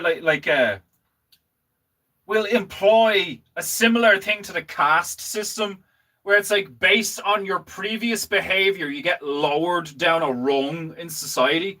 But you could always, it's like spiritually, like I would do it like a spiritual thing, where it's like they say in spirituality and religion, it's like, yes, you may have sinned in the past, but you can redeem yourself. You know, you could an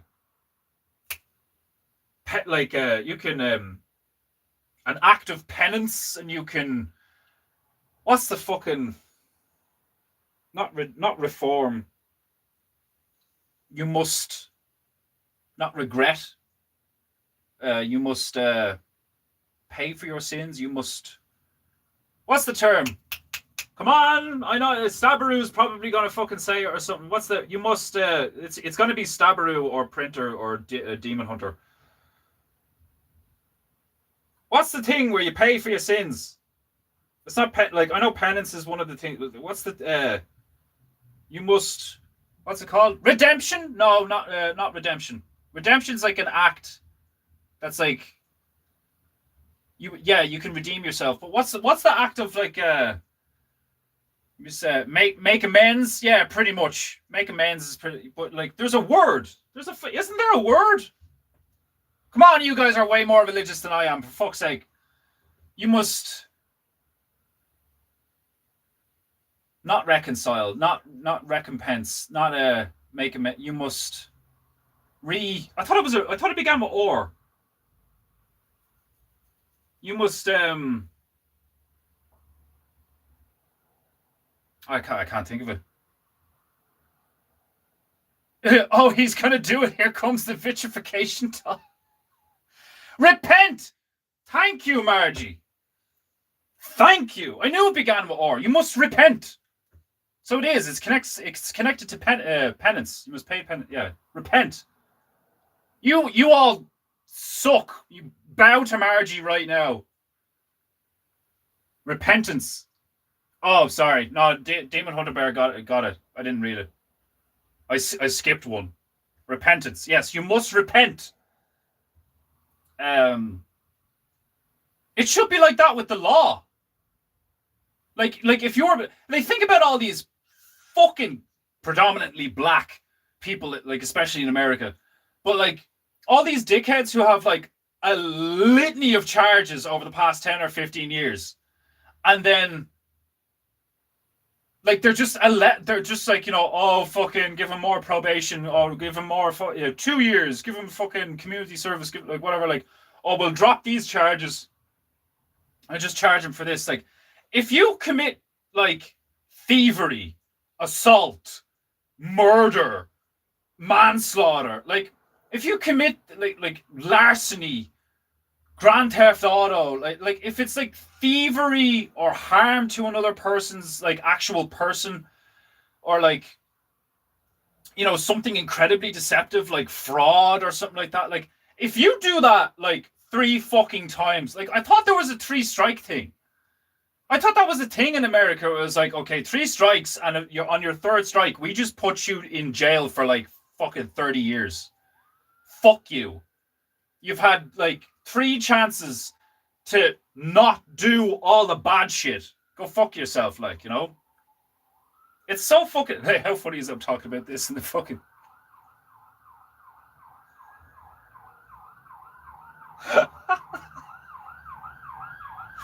That's actually hilarious.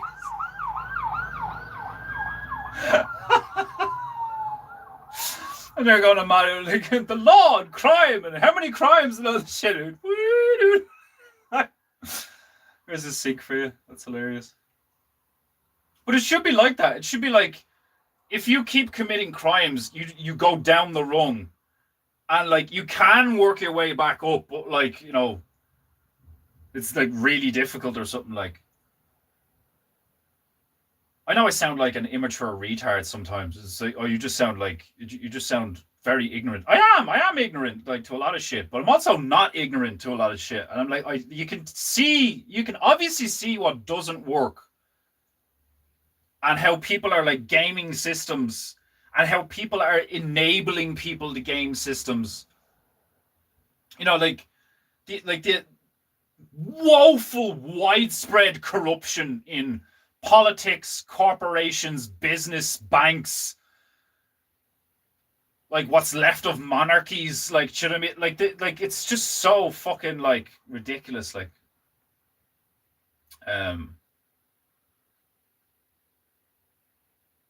comedic timing. Yeah, no, that's actually hilarious.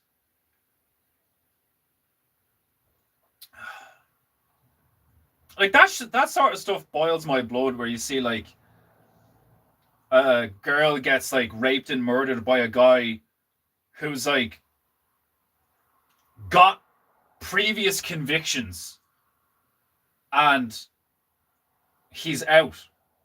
Oh, but he served his time. Like, to me, it's like,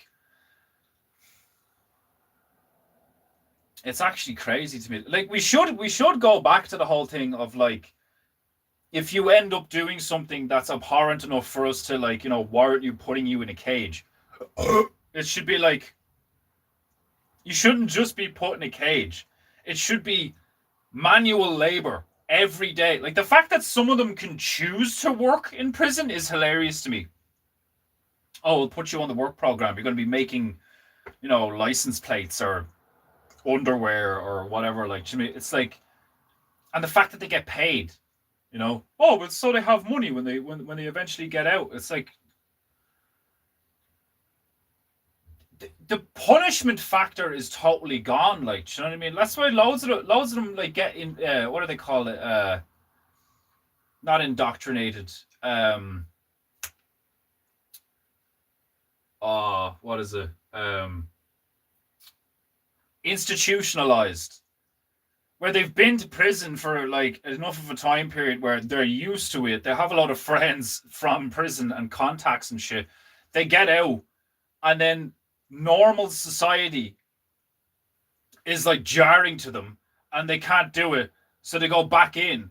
So it's like, how fucked does your society have to be that you'll have a situation where somebody fails to be a part of society the first try, you know? And that can be understandable. You know, a fucked up childhood, where you're born, whatever you get into, whatever.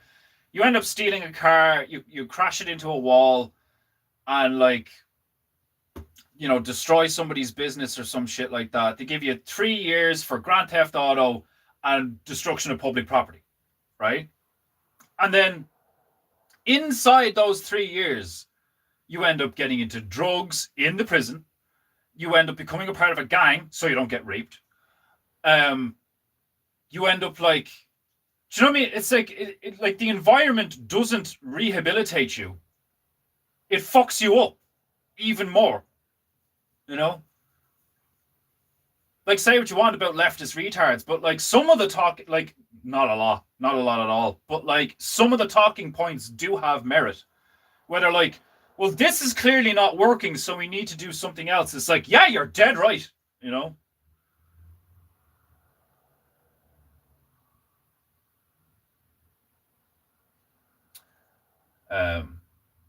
It's way past due, you know it. What's way past due? Garda comes to the door. Defender opens door. What took you? Oh yeah, yeah. Like, you know, it's like not literally. You know, that's what I suppose that's what makes it funny. I haven't done anything immoral to warrant being thrown in a cage like an animal.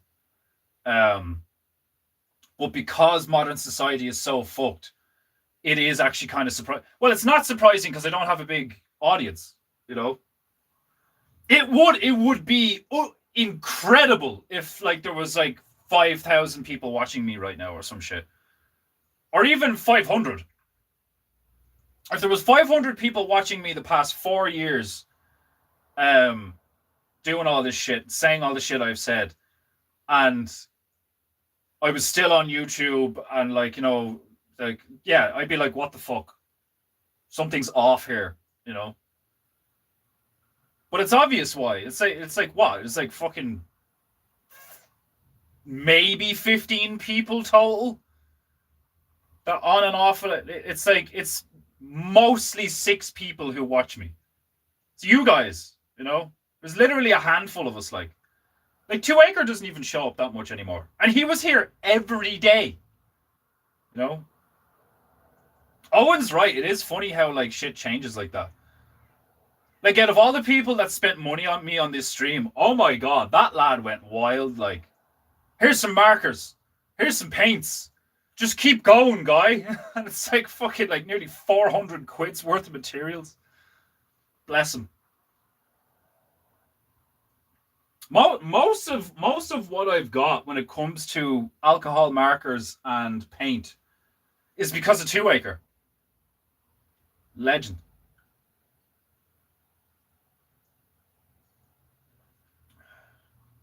In prison here, they have computers, go outside, play games, food, clothes.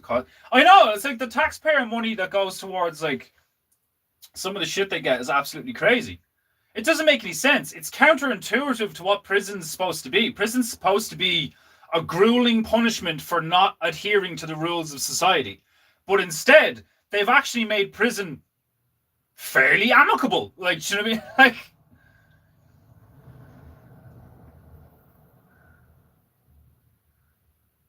I think they should just be kept in concrete boxes without plumbing or lights. That'll stop them from doing crime. I'd play gleefully for that. You know, like, that's the thing, isn't it? Is the human rights activists, like insurance and stuff like that. It's like it's one of those things where it's like it sounds like a moral thing, but what it actually does is like really counterintuitive. If anything, it seems quite insidious. You know, arguing for someone's human. You can't treat him like that. He killed somebody. You can't treat him like that. Like,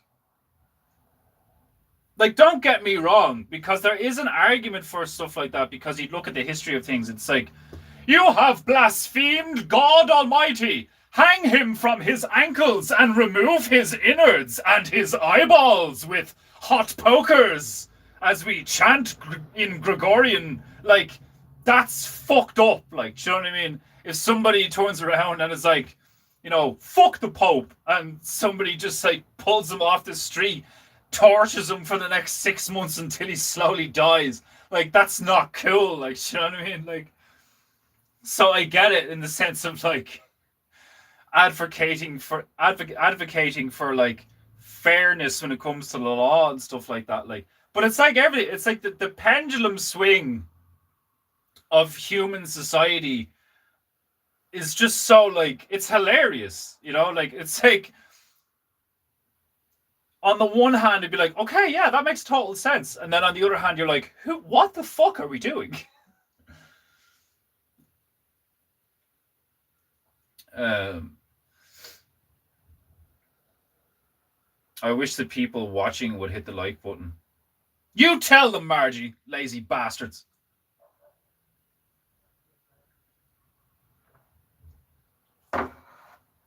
Can't even hit the like button. Whatever about paying for painting goo. You can't even press a button.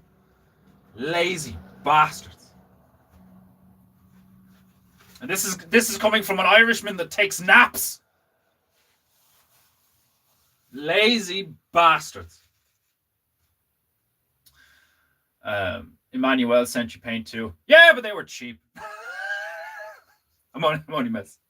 No, Emmanuel bought a painting off me, sent me paint, and accidentally sent me gloves, which I use to this day.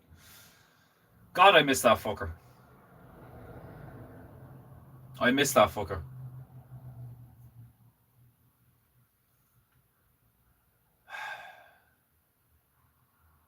Why did you have to die? Seriously, like, your timing's shit, man. Absolute, like, fucking, like, really, really, really good painter. Timing of a fucking, I don't know, English metro. Fucking woeful. Seriously, like.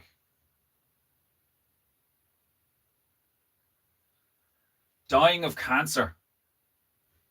Dickhead. I know, Mar. I miss him. I fucking miss him. He had a unique energy. He had a very unique energy. He was an intelligent man. Bit of a fucking weirdo, but I can't really say anything.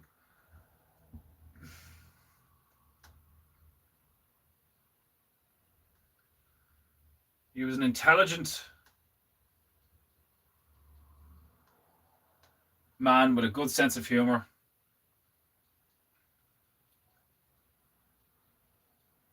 And he was a fellow Irishman.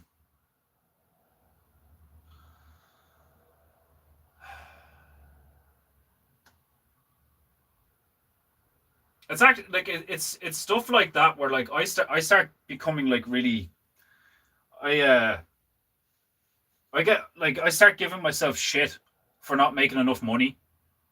Cause like I did want to. It's a bit late now, you know, but I suppose it's never too late to do certain things. But like, I wanted to like hop on the train and go back to Dublin and see if I could find somebody and like, you know, give them the painting or whatever, like, or even just pay my respects, find out where he's buried. I suppose I could do it sometime in the future, but like, it's one of those things. I mean, financially speaking, I am doing better now, you know, the workshops and the stuff I'm doing for tarts and all, like a few times now, like the internet's covered and I have some like I bought some supplies yesterday. Bought some foam boards, bought some more brushes. This is one of the new brushes. Had to buy gesso there the other day. Like things are improving, but like I start to hate on myself. Cause I'm like, if I had money, I'd be able to like, you know, go back to Dublin and visit people. If I had money in situations like that, like, you know, even just bringing Emma out for a meal or something like.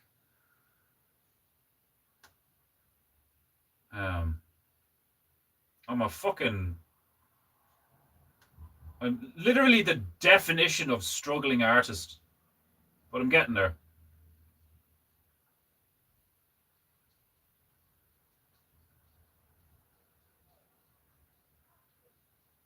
Of all the timelines to become an artist, fucking like AI and all this fucking shit, and like society's falling apart, so I feel like inclined to like do the garden and shit and all. Like there's all these things pulling me away from just like sitting down for like long periods of time and like painting and trying to produce like really nice pieces and stuff like.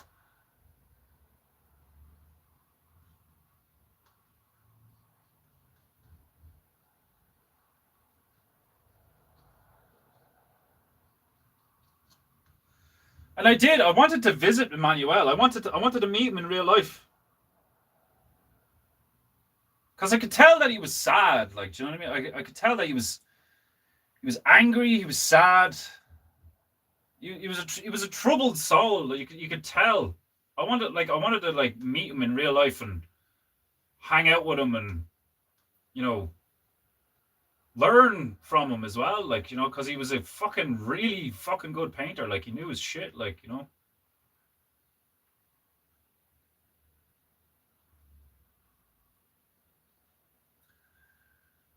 But it is what it is.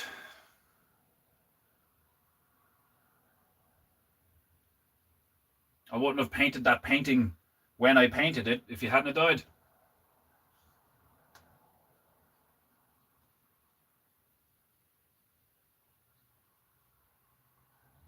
It was a solid painting.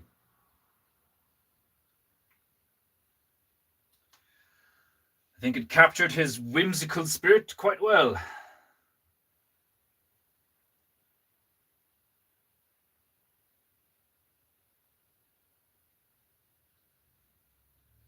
But I was gonna paint him anyway, you know. That's an interesting thing. It's like, would I have painted a different painting if he was still alive when I painted it?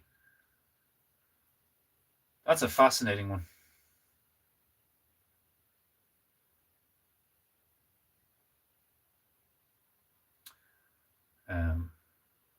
Some bad people are hard to change.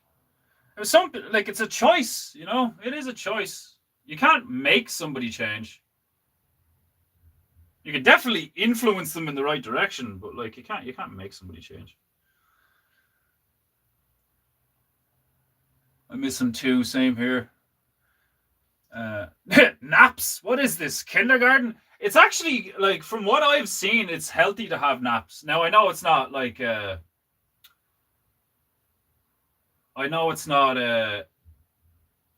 possible, like when you've got a traditional 9 to 5.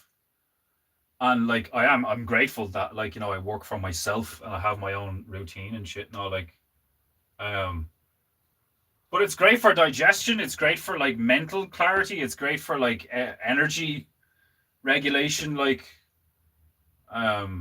it's great for loads of things. Like, there's loads of people that have spoken about the benefits of naps and biphasic sleep. Like, you know, the Latin Americans, like, they have the Chinese and the Latin Americans, they have, like, you know, they have naps. They've, like, the Latin Americans have like siestas or whatever.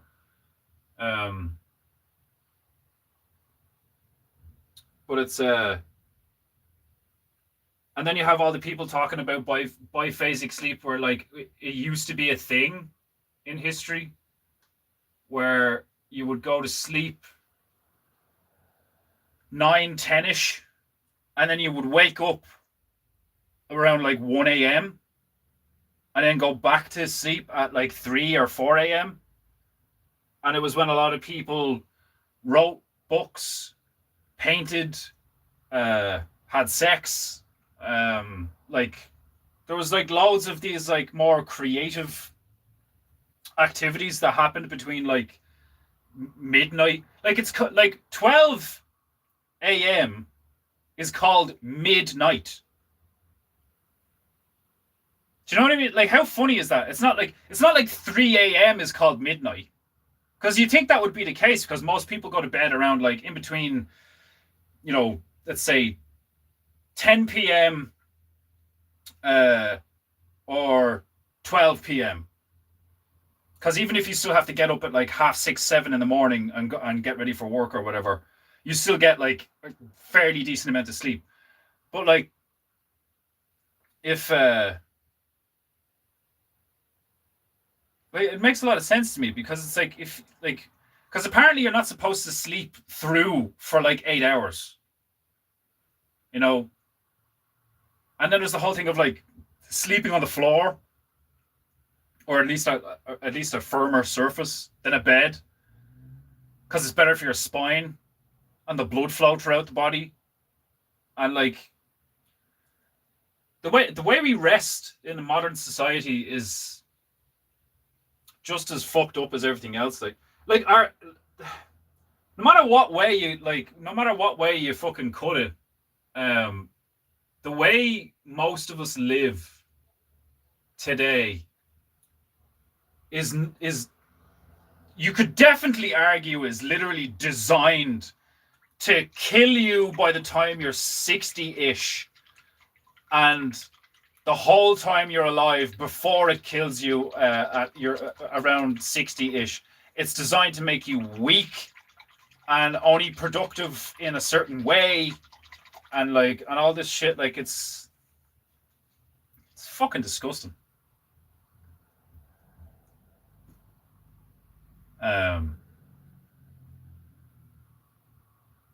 The reason I didn't get to say goodbye yesterday was a cousin called me to let me know she has breast cancer. Oh, no way. How did it go with your daughter when she visited? Because that was the last thing I saw in the chat, was that your daughter called in or rang you or something. But yeah, fucking don't worry about it, Margie. Do not fret. It's funny, the last thing I recall him saying before he had cancer was, I'm gonna go have a cheeseburger. He was he was always like, I'm having this for dinner. I'm gonna do this today.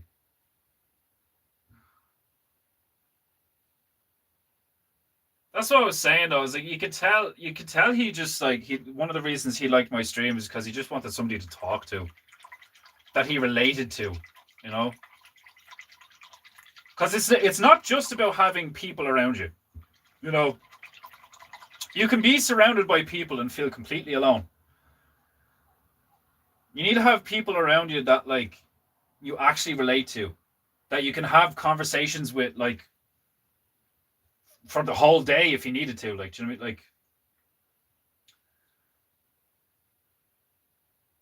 Yeah, and even somebody like me who can talk and talk and talk and talk and talk and talk and talk. You also need to be able to just sit in silence with somebody, that comfortable silence thing. The ability to just be at peace in somebody else's presence, where you don't feel the need to break the silence or something. You're just there doing your thing, I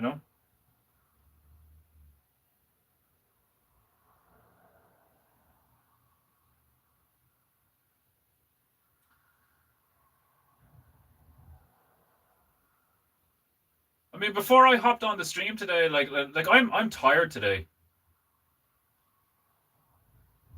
and I've a lot of stuff to do, and I'm in tired. So it's one of those things. It's the past few days has basically been my weekend. Do you know what I mean? It's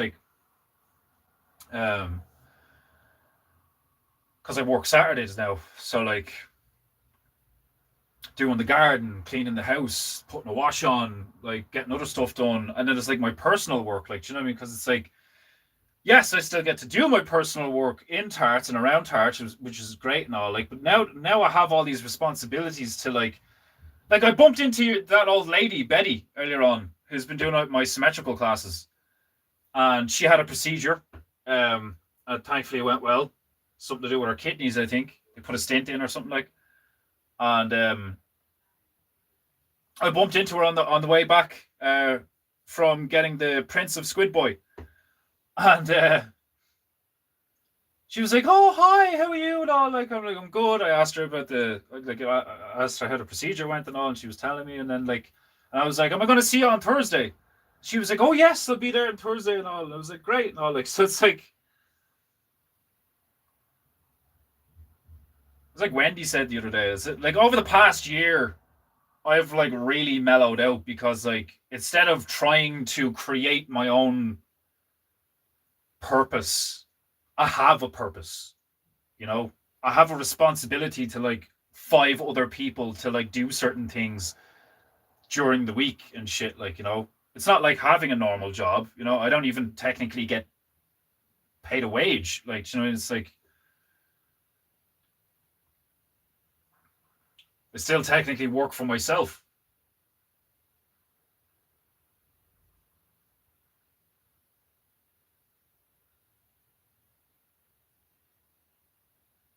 But now I have responsibilities like that involve other people and all, like, which is good. I'm not complaining, you know. But for like the past 7 odd years, I've been like desperately trying to like figure out how to like manage my energy, like my mental, physical, spiritual, emotional energy, get a routine down, being disciplined, And you can tell because like the amount of times I take a piss out of myself and I'm like, oh, I do too much of this, I don't do enough of that. And it's like, what in the last couple of years I've like stopped smoking weed like 3 times. Obviously, third time's the charm because it's been like 5 months now or some shit. Like I don't know how long it's been. It's been a while. And now I'm off to cigarettes a week. Been working out more regularly. I haven't done my qigong in a while though, and I only thought about that earlier on. Where like I just haven't been doing it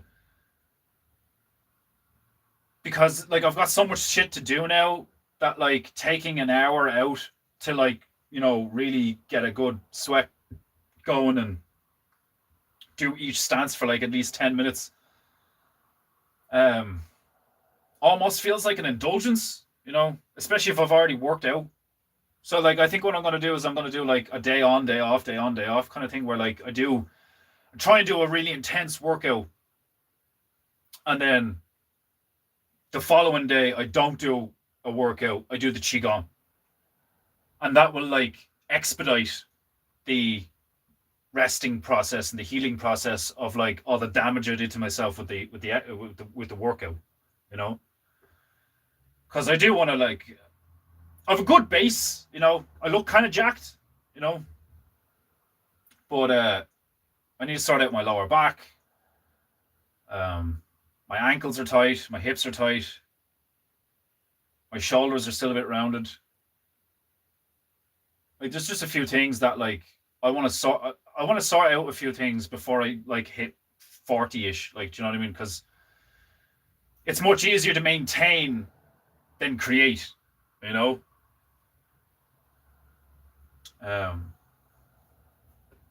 It's like building it, and then it'll be easier to maintain it instead of trying to build it later. Not that you can't do it; it's just harder, Also, a lot more painful. But anyway,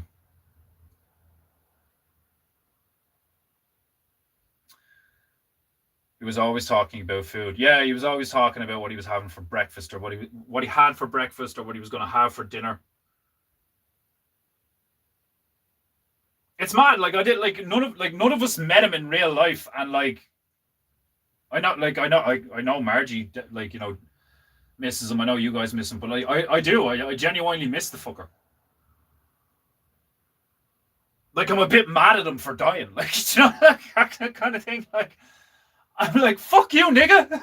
Like fuck's sake. Like.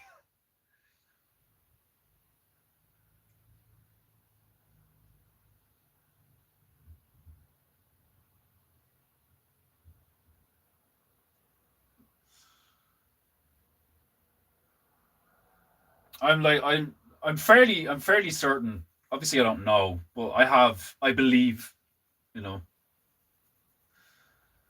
I believe Emmanuel is at peace. He's probably, just painting away like he was, but now he doesn't have to worry about all the other crap. Mm-hmm.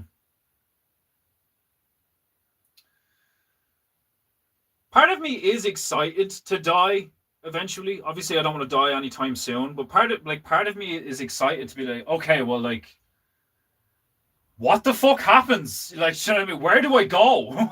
Like, is it heaven? Is it hell? Is it just like another life? Like, is it just like Vox says, and it's just like a buffering screen? It says level 2, and you're just like, oh shit! Like, it's fucking fascinating.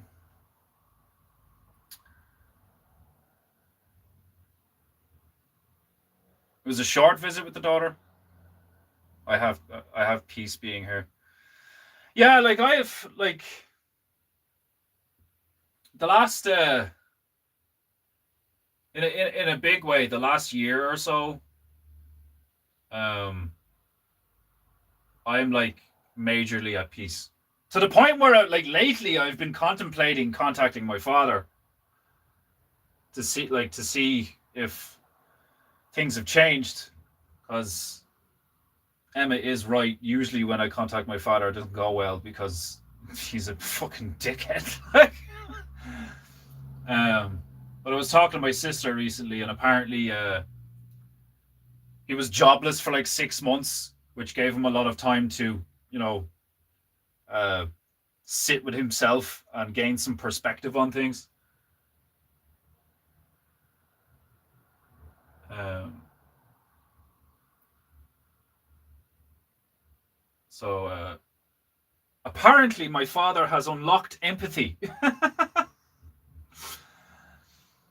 which is hilarious. Fucker literally did a degree in psychology, and it took 6 months of being unemployed to be like, oh, so this is what other people experience.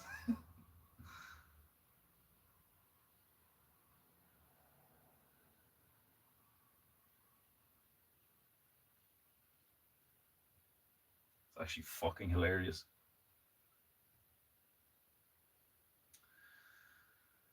But yeah, that's how I know I'm like really fucking like I'm at peace to the point where I'm considering calling my father just to see how he is. And I thought about it there the other day, and I was like, well, why do I want to call? Like, there's a few reasons I want to call him, but like, and a few of them are selfish, you know. Not in a bad way. I just miss having a dad. Like, genuinely, I miss having my father in my life. I miss having a father. Because I fucking have one, you know.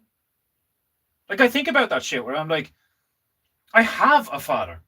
He is living and within reach, at least like audibly and digitally or whatever. Like,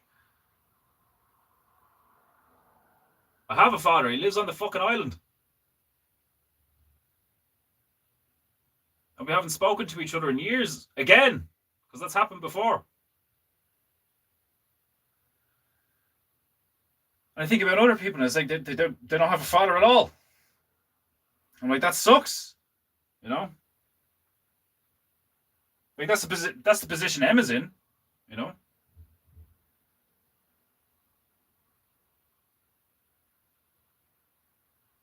It's not good.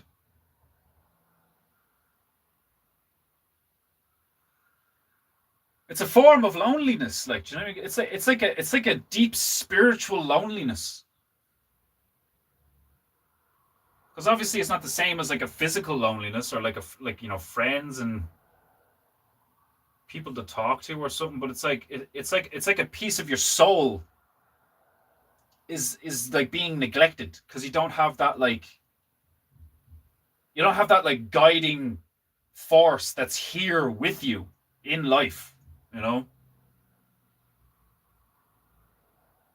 And like, I've proven that I don't need it, you know. I can do without it, but it's right there, you know. It's just, he's a fucking psychopath.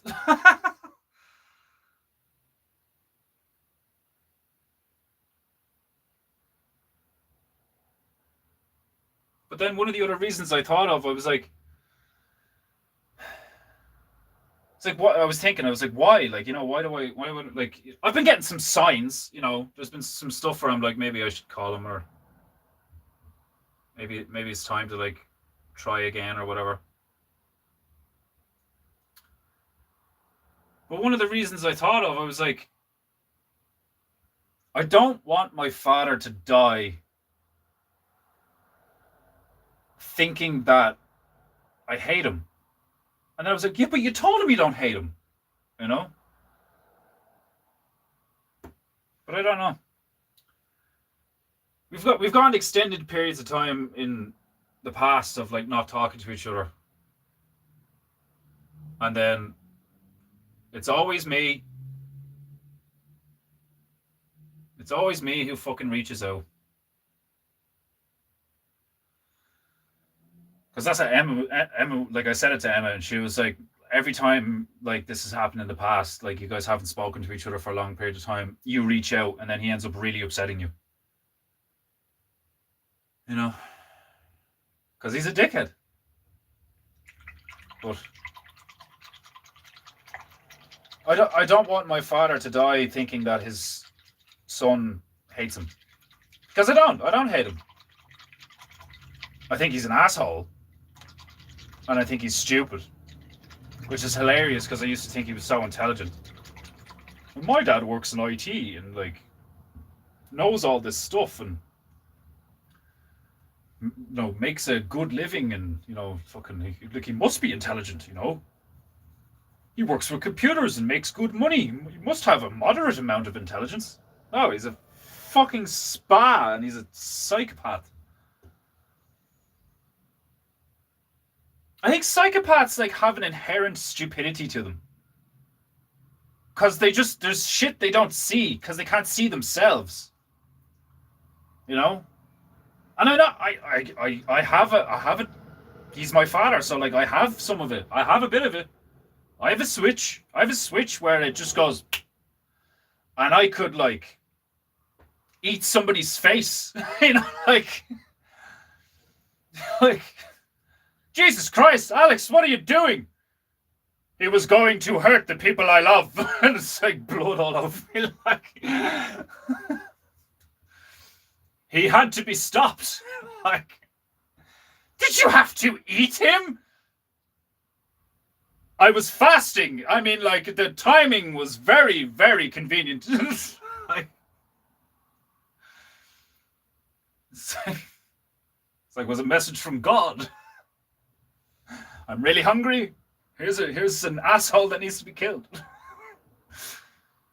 Do you think that's how cannibalism started? Was it out of desperation, or was it just hitting two birds with one stone? You know what I mean? Like, I'm really hungry. He deserves to die. Like,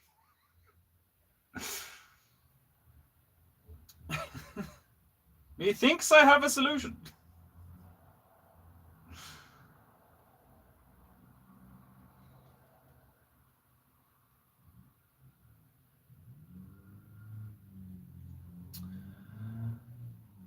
It drives Sonia batty that I can just sit in complete silence. It's like,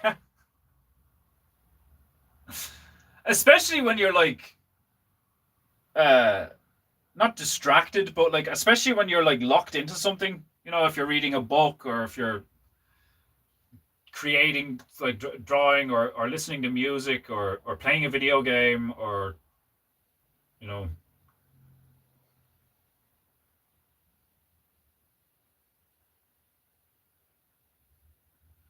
If you're locked into something, I'm like that. If I'm locked into something, I'm just like.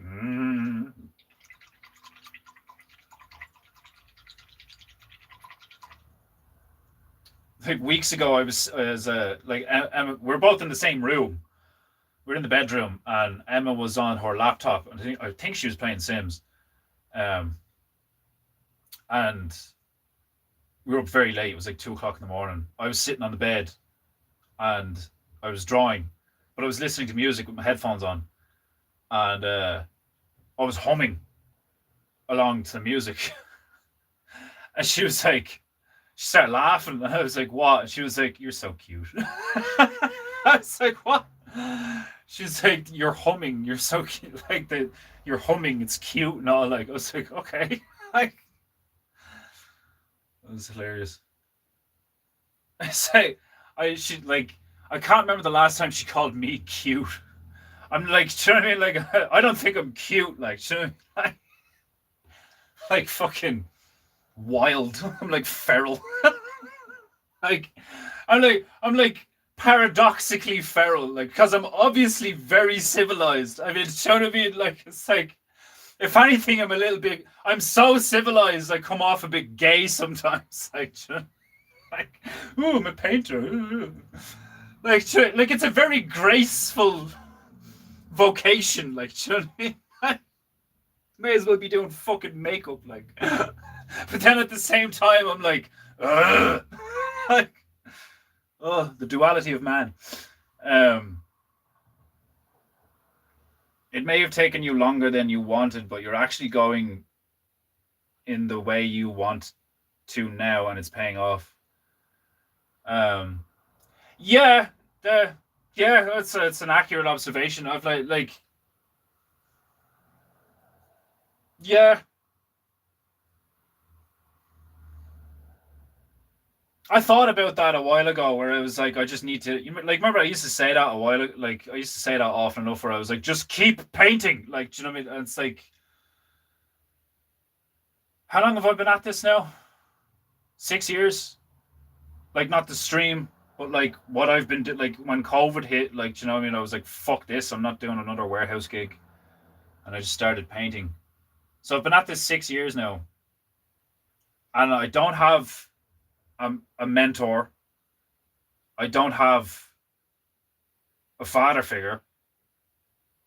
Like, I've I was getting got a bit upset there for a sec. Yeah, I suffer from occasionally feeling like I'm doing this all on my own. Because in technically in ways I am, you know. I don't have a team, like, that's why I like being with you guys so much, because like, you keep me inspired, you make me laugh. It feels like we're doing this together, you know. Because like, in many ways I've been on my own for a long time. Despite being surrounded by people. Like I said earlier on, like, it's like, there was people in my room in my house like every day for years, and some of them were in quotes my best friends, but I felt alone. I felt like I was tackling all of it on my own, and that's one of the reasons why I want to reach out to my father. But then one of the reasons is like a empathetic, altruistic reason, where it's like, I don't want him to think I hate him and shit, but I already told him I don't. It's like, I'm dealing with all these things while trying to just make a living, and that's what everyone's doing, But I think most people don't reflect on that reality. That, like, you're alive. You've been like be alive, You don't just like get up, go to work, you don't just make money to spend money, to go on holiday, to like watch the next movie that comes out, to fucking blah blah blah blah blah. Like, you're not just a bee in a hive. You don't just make honey. You're a human being. The possibilities are endless. There's a vast, almost infinite scope of options and potential existence and experience. And most of us are just like, just like very narrow cone of perspective and vision, like the fucking enemies in Metal Gear Solid. You're just like, you're like a horse with blinders on. And like, trying to just like be, like, actually be authentic and honest, honorable, disciplined, and like moral, and all of these things. I get why Christians refer to it like carry your cross, like, because it's like, if you follow the rule, like, if you follow a rule set, whether it be arbitrary or not, it's still a rule set. It's better than no rule set. So it's like, it requires focus, energy, dedication, discipline, like, like understanding, comprehension, all these things. Like, and it's like, when you're surrounded by other people's behavior and the result of their behavior, and you can tell that behavior is far from what you're trying to do, like, I'm not saying that I consider myself to be like a genius type. I don't think I'm a genius type. Like, far from it. Like, I think I'm quite retarded in a lot of ways. But like, I relate to like the Tesla archetype, where like, or at least the way he's been depicted, where like he spends a lot of time on his own and he's just like tinkering with things. I'm like that. I spend a lot of my time on my own and I tinker with things. But then I also spend a lot of time with people. And like, it's weird how I can feel so alone, even though I spend so much time with people. Like, because even though I relate to all these different types of people, I don't have like I don't have someone who like really knows me. And I think that's one of the reasons why part of me is like, oh, I want to speak to my father, even though I know it won't probably go well. You know, and it's not. I'm not being pessimistic. It's like pattern recognition. Like, do you know what I mean? It's like if you see a guy with a hoodie and he's like got one hand in his pocket and it's a dark alley at fucking 2 a.m. Like, do you know what I mean? It's like, and you're in Detroit. Like, do you know what I mean? It's like, like the probability factors are just like way in that like swinging in that direction. Like, do you know what I mean? So it's not like I'm being negative or pessimistic. It's just like, well, that's probably what's going to happen.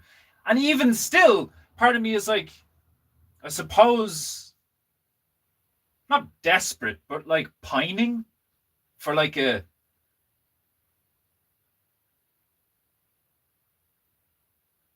direction, guidance from someone above my station that I respect, who really knows me.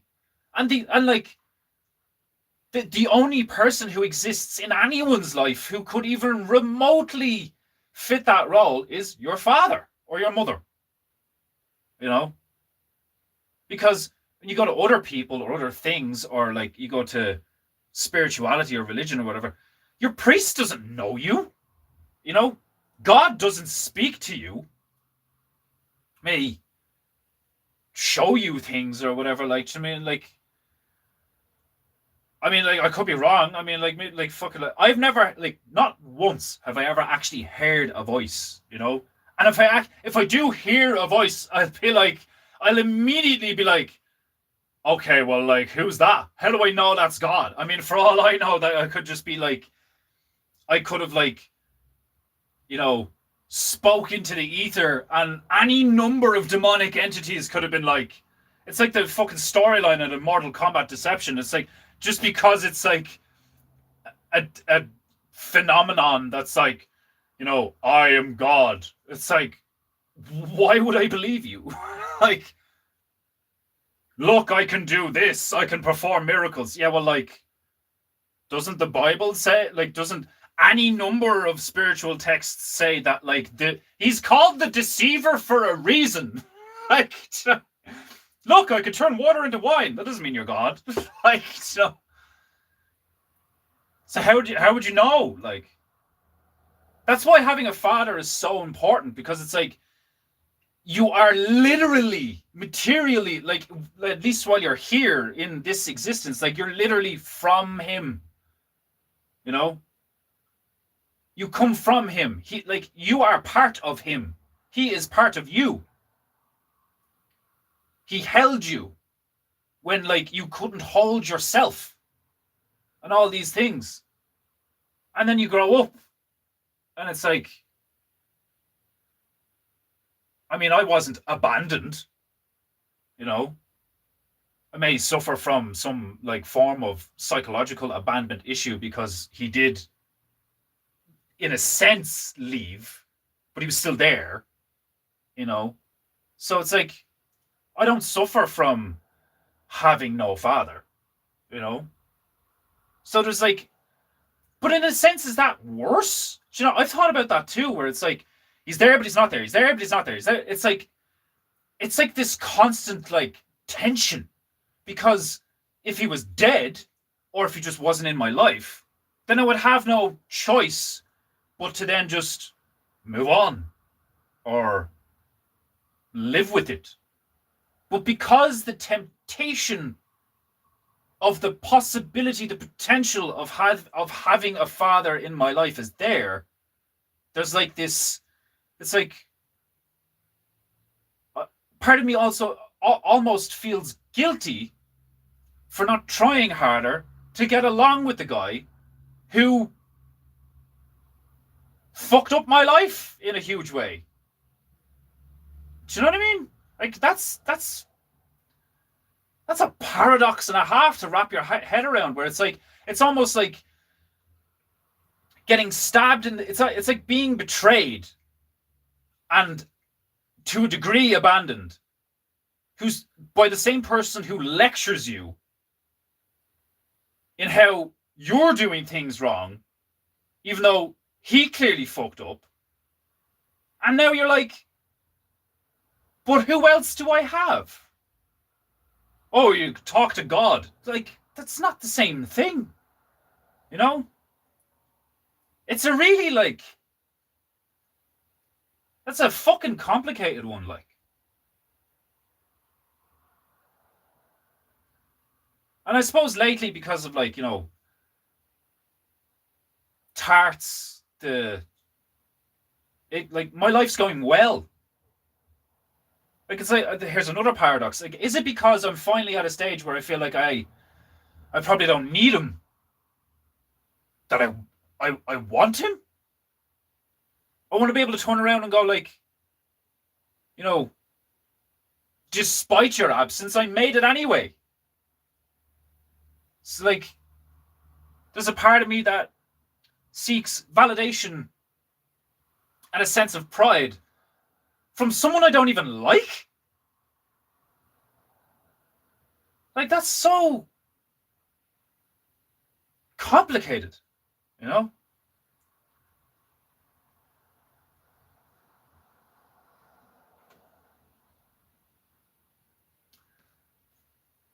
I cannot imagine not talking to my sons for more than a day. I have a terrible relationship with my dad, and we still manage to ring each other once a week. And that's like, it's not like my relationship with my father is even that bad. Like, I think that's one of the reasons what, like, that makes me think that, like, he's a proper fucking, like, a big baby and a psycho in some ways. Because it's like, our last interaction wasn't like, I hate you, fuck you, you're an asshole. Like, quite the opposite. I was like, I was like crying down the phone, and was like, you know, like, I want you to know I don't hate you, you know. And that, like, took a lot for me to be like, despite everything, I don't hate you. And he's like, thank you, you know. And then I think the last interaction we had was he was complaining about my sister and her behavior. And I was like, well, what do you expect? It's not like her parents were fucking stellar. I mean, you guys, in a lot of ways, you guys suck, you know. And I think he just got really butthurt by that.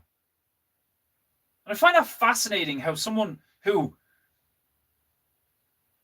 in one sense, is able to, like, you know, okay, I'm going to educate myself, I'm going to get a job, and I'm going to save money, and I'm going to, before I'm 30, have a son and a home and a wife and, you know, a company car, and, like, and then I'm going to get another home, and then my wife is going to deceive me into having another child. Like, it's not like I can't see it from his perspective. When I do try to see it from his perspective, I have a great amount of empathy for him.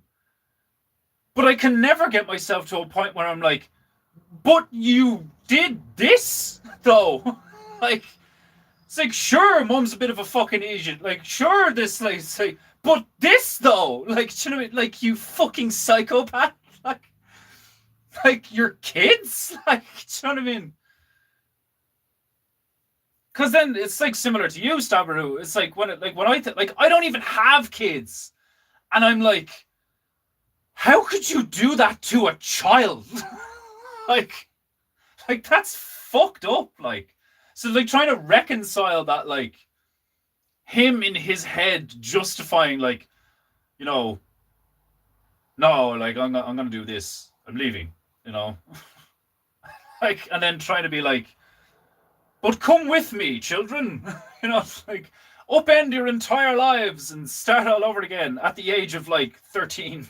Like it's like his behavior has the appearance, like his behavior shows an entire like an intense lack of empathy. Like an intense lack of like self assessment where it's like, what am I doing? Like, like, and I still don't hate him. Like I don't like. Obviously, I don't hate him if I'm thinking about reaching out to the prick. Do you know what I mean? That's why, like, I thought it was funny when like Emma was like, it never goes well. Like, do you know, it's like.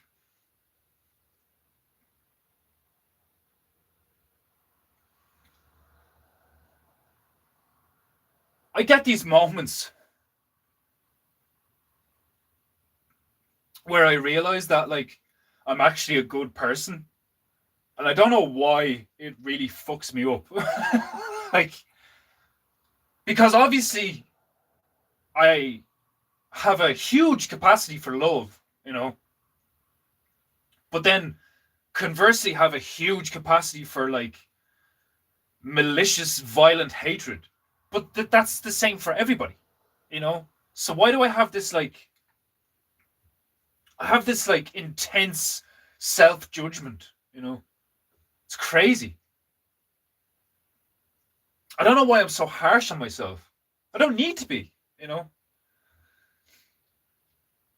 And like maybe it is a leftover from him or some shit, like, but it's like I look at other people's lives and it's like, Jesus, like, you know, I got it easy, relatively speaking, you know? And maybe I shouldn't do that. Maybe I shouldn't compare my life to other people. Like, is that one of the reasons why I'm fucked up? Is because I look at other people's experiences and I'm like, Jesus, I have it easy.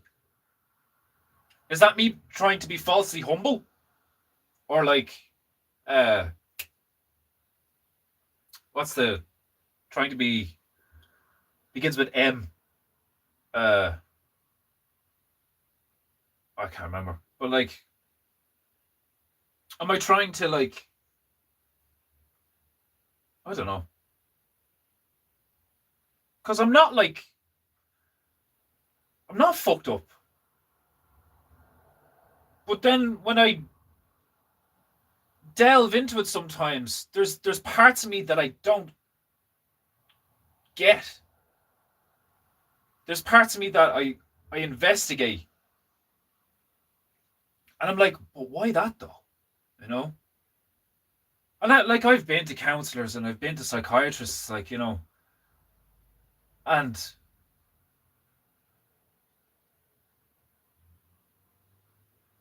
you know, like, I mean, the last one I went to was when I had those like suicidal ideations, like in and around before COVID, I think. It's like 2018, 2019, like, and they like that really did help. So maybe I should just go to do that. Maybe I don't need to talk to my father. Maybe I just need to talk to someone about me, you know? But like, it's one of those things where like, I'm like reaching for something and I don't, it's not even that I don't know what I'm reaching for. It's not like I'm reaching for something and I'm like, what am I reaching for? Like why, what is it that I seek? I'm actually wondering why I'm reaching at all. I'm like, why am I seeking? I have everything. I have a beautiful female that loves me. I have friends that like love me. I have a praxis, you know, like I have praxis in my life. I've practiced and I've disciplined and I have a relatively healthy body and I'm strong and I'm intelligent and I'm creative. And like, what the fuck have I got to complain about? So why am I seeking? Why is there a sense of something missing? And then the only thing I can think of is like, all right, well, maybe it's because I did have a dad, now I don't. You know? That's the only thing I can think of. And then I investigate it and I'm like, why though? Why though? Doesn't make any sense. You know? And is that where logic meets pathology? Where it's like, yes, it doesn't make any rational sense, but it doesn't stop you feeling that way, you know? And it's the conflict between your inner child and your waking adult mind where you're like, well, I have shit to do today. But then there's like deep within you, like when you've done the dishes and you've washed the floor and you've hung out the clothes to dry and you've dug that ditch and like started the Hugel culture and you're painting the paintings and you're earning the money and you sit with yourself for 5 minutes while you're eating some dinner that you made for yourself. Like, do you know what I mean? It's like you've done all these things. And then there's something missing. You're like, what the fuck? And then I almost get like annoyed at myself because of what I just said a moment ago. I'm like, what could I possibly need? I am housed, I am fed, I'm clothed, I'm watered. Do you know what I mean? Like if I was a plant, I'd be perfectly fucking healthy. So like, what is there? What's this hole? It's this existential hole. It's not even there. You just think it's there or you feel it's there. You know?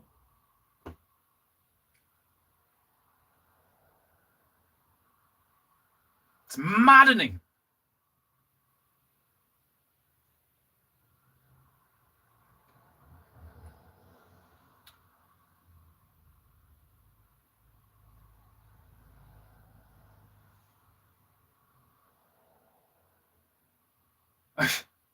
I know, I got a bit upset there too, Margie. Sorry.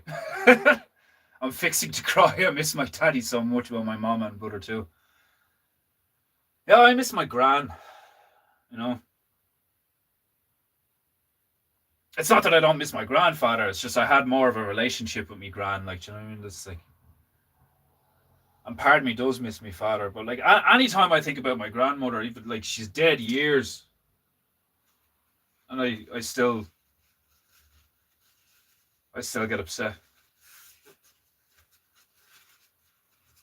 Fuck you, Emmanuel. Like,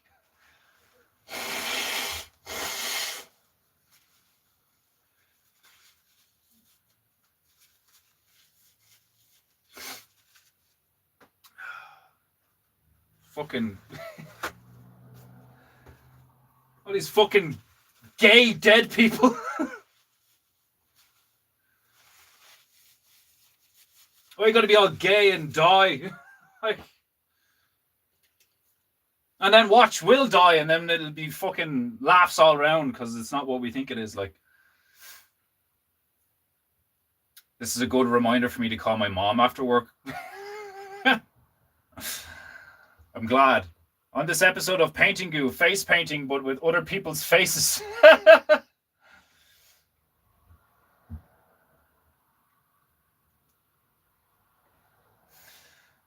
If you get a hamburger at drive-thru, you are probably eating human meat. Yeah, well, doesn't that mean we all have Kuru? That would explain a lot. You can always call me.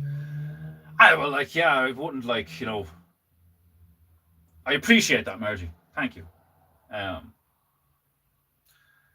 But it's like I said, it's one of those things where it's like, you know, baggage. It's a lot to unpack. You know, it's a lot to unpack. And I think it's like I'm at a point in my life where like it's something that like everything else, it's something I need to do myself. You know, speaks to me all the time. I'm just usually being too much of a gobshite to notice. What is a gobshite? A gobshite is like a fool, a moron. I know that feeling, Stabru. Just remember, you can only control your own actions. You aren't responsible for his actions. Yeah, like that's. I think, like, you know, it's not like I'm not even angry anymore. You know, it's a weird one. It's like you have all these things in your life that keep you distracted and busy because like of all the like societal needs, societal wants, daily needs, daily wants, relationship needs, relationship wants. Like you want to make your other half happy and do stuff that makes them happy. You're like responsible for certain things. You have a duty towards your other half. Um, you have a duty towards society and like the people in your life that you love, and like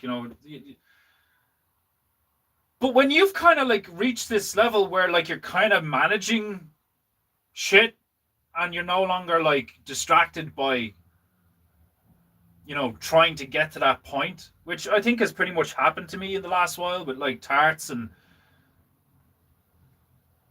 I'm not making a lot of money, but I'm making money, and like it's like I've reached a stage with my art where like pretty much everything I make is like pretty good. you know I'm still not really satisfied. I'm like, no, I want to be great. um and it's not like, and it's weird. It's like I want to be, I don't know. I think part of me wants me to like. There's a part of me that wants me to be great so I can be lazy. Like, there's a part of me that wants to be able to just go, "Nah," and then people go, and pay me lots of money so I could just go, oh, thank fuck, I'm gonna go play video games for the next 13 days and maybe have a wank. Like, it's like it's like maintaining discipline over a long period of time after being a total fuckhead for years, and then like you want to just kind of cut loose. And especially when you're like, right, no more weed, no more fags, and all that. So it's like there's a part of me that's like wants to just like, yeah, cut loose, I suppose is a good way to say it. There's a part of me that just wants to like, just like, rah, you know. But even then, only a little bit, you know. Cigarette, glass of wine, watch Lord of the Rings. Like that'd do me, like, do you know what I mean? Like fucking, I sit back, have a glass of red wine, and have a cigarette, and or a doobie, and like watch Lord of the Rings. And it's like, is that morally wrong? It's like, no, not really. Like, do you know what I mean? But like, so why have I stopped smoking? And it's like I start questioning my motives and things. And maybe that's one of the things I'm investigating, and I don't even know it these days. It's like I'm in a time in my life where I'm like figuring out why I'm actually doing so, like what motivates me. Because in the past I've been motivated by alleviating pain. You know, oh my god, my teeth are driving me mad. Like, like I like on my back, or oh, I'm sick of this house. I'm sick of this relationship. Like emotional pain, physical pain, mental pain. Like I was motivated by alleviating pain. I was motivated by seeking clarity, seeking uh, peace, and a sense of like a soothing relaxation from stress. I was like motivated by relieving stress. Not motivated by relieving stress. I was motivated to relieve my stress. That's what motivated me. Was like to relieve. Was like relief. And for a while now, I've been motivated by a sense of duty and discipline. And now, like, because I've proven to myself that I can be that like I can be disciplined, I can, engage over a long period of time. Like, how many people would be doing, well, probably, like, I don't know, like a fairly low percentage, but like I'm not saying there isn't other people, but like how many people do you think would do what I've done over the past like 4 years with this stream and not care about like, I'm still only getting 30 views, and like I got like a tenner this month. I don't care. I don't really care. like there's a part of me like every so often that's like, oh, it'd be nice if I could just do an episode of Painting Goo and like Asmongold just like make a ton of money or something like that. Like, but then I don't really care because that's not what I'm doing. I'm not motivated by money. You know, I'm motivated by like some kind of like deeper purpose. I'm motivated by like, am I doing the right thing? Like that's what when I think about it, that's where I get to. Like when I think about it, I'm like, why am I doing this? Because it's the right thing to do. How do I know that? You don't, but it feels like it's the right thing to do. So this is pathological and not logical. Like it's like I'm. It's moments like that where I'm like, okay, so I do have a moderate intellect because I can argue with myself, but like, it's not exactly like providing me with financial stability. Like, it is and it isn't. Like,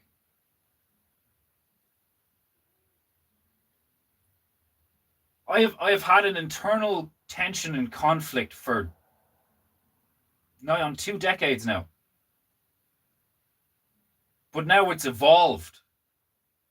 It used to just be like anger, like, sadness, anger, disappointment. And now it's why? Now it's like, why do I want to continue? I know I want to continue. I don't want to I want to get better. I want to get stronger. I want to get healthier. Why though? Because it's the right thing to do? Says who? God. Which one? Like, the God. There's only one God. Oh, shut the fuck up. Like, you don't know that. Like, I get why you can make a really good logical argument for it, but like, it's like, and maybe that's my problem is like, unless something is like, unless something is like set in stone in terms of like, okay, no, yeah, like that makes, you can put that in a box and tick it. If there's still like areas to explore, I'm kind of like, I don't know yet. Is that my problem? To know something? Do I have a lack of faith? Fuck that. Like, after the shit I've done? No, I definitely don't lack faith. Like, the shit I've put myself through for no other fucking purpose than like, I think it's the right thing to do. I definitely have faith. But in what? In me? In him? In her? In them? Like, what the fuck? I don't know. You see what happens when I don't play music?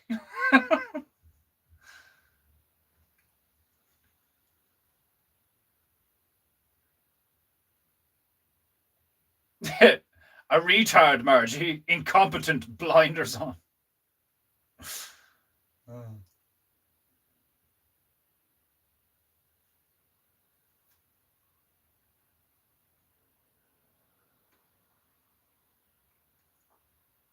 Oh, Scouse left a while ago. I didn't say goodbye. I love you too, Margie. I love all of you. And I don't we don't even know each other that well. Like me and Demon Hunter Bear know each other like quite well. But even then, like none of us have met in person. We haven't been through like any kind of trauma together, really. Like it's like predominantly like a parasocial thing, but like a really intimate one. It'd be like if we were like stuck in a bunker and like the only way we were able to interact with each other was like through the screen and stuff like that. Yeah, we know each other. But like you guys know more about me than I know about you because you can see me. My facial expressions, my mannerisms, my posture, like, I've cried, I've gotten angry. I can't see you guys though. For the length of time you have seen me. Like I know what Stabaru looks like. I know what Margie looks like. I know what Demon Hunter Bear looks like. I know what his missus looks like. I know what Griff looks like. I know what Seaweed Level Bear looks like. I don't know what Atlantis Bear looks like. I vaguely know what Wit Bear looks like. I haven't got a clue what Denmark Bear looks like. I know what 2 Acre looks like. Scouse, obviously. Scouse is like one of the only ones I've actually met. You know, couldn't believe how small he was.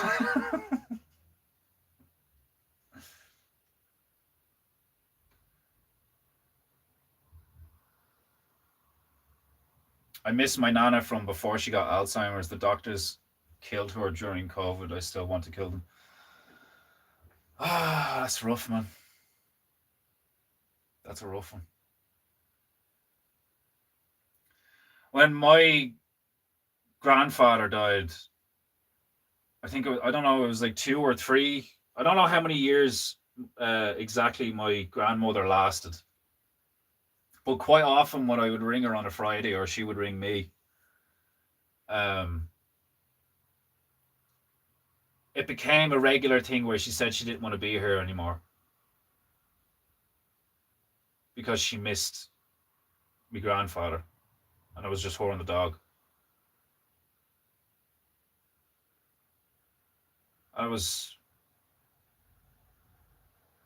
watching people you have a deep love and respect for, and who obviously have a deep love for you, watching them fade and watching and hearing them talk about how they don't want to be here anymore, like, it's fucking rough, man.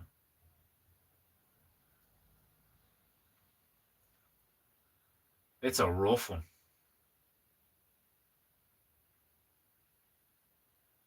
And like, it's weird because, like, as far as I'm concerned, like, my grandmother died because she wanted to die, you know?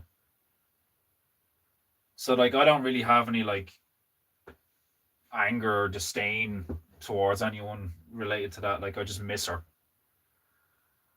But when it comes to my other grandmother on my mother's side, I wasn't really close to that woman. And then in her last days, I could see how terrified of dying she was. And then I witnessed, as far as I'm concerned, I witnessed the medical industry kill her in front of her children, in a very, like, dark and psychotic, modern form of a ritual or some shit, like a combination of ignorance, apathy, and malevolence, and like straight up wickedness. The energy in that place was clinically dark. But because I didn't have a great mental love for her, I didn't feel that deep pain, that loss. But what I did feel was disgust at how some of my aunties, like my mother's sisters, um, how, like, some of their behavior, like, right after she died, I was like, you people are sick in the head. I was like, as far as I was concerned, I was like the only one in the room in that moment where I was like, processing that she is now dead. The rest of them had begun to distract themselves with material problems. For the most part, I think my mother and my godmother, so the two eldest, for the most part, were like just, inconsolably sad because their mother had just died in front of them. But the other three, like, especially the youngest, almost immediately, like, became vultures. Um, it was crazy to witness. I just remember a moment where I was like sitting there in a chair being like, Jesus Christ, I mean, the woman's dead. I mean, like, fucking, like, absorb that for fucking at least half an hour before you start doing shit like that. Like wondering who gets her bag and, like, where's her scarf gonna go and shit. Like, who the fuck cares about any of that? Like, she's fucking dead. Like, soul probably hasn't even left the room yet. Like, like, wild. But yeah, watching somebody old and practically defenseless be killed off by the very people who are claiming to save them from an illness. That's some like really inverted dark shit to witness. I wish I witnessed it a little bit with my grandfather because, like, the Parkinson's got him, and then I saw like the pills that he was taking and stuff, and I was just like, oh my god, like, and nobody was listening to me, like, oh, you're young and you're on the internet and you're, those fringe things of like, weed oils and all this stuff, like, fucking, that's not going to work. We need to bring him to a hospital and he needs to see experts, and now he's dead. Like, and before he was dead, he couldn't speak or walk, and he had fungal growths coming out of his head. He looked like a fucking mushroom, for fuck's sake, like. And you just kept feeding him pills. Is Parkinson's supposed to make you look like one of those guys out of fucking Pirates of the Caribbean? Like, like, I thought Parkinson's just made you twitch. I don't remember reading in the symptoms of Parkinson's, like, may grow a mushroom out of your nose and forehead. Like, do you know what I mean? Like, it's crazy. You need this pill and this pill and this pill and this pill and this pill and this pill. It's like, oh man, fuck that shit. Like, good to remember those we've lost, keep them alive in our hearts, and keeps us grounded. Yeah,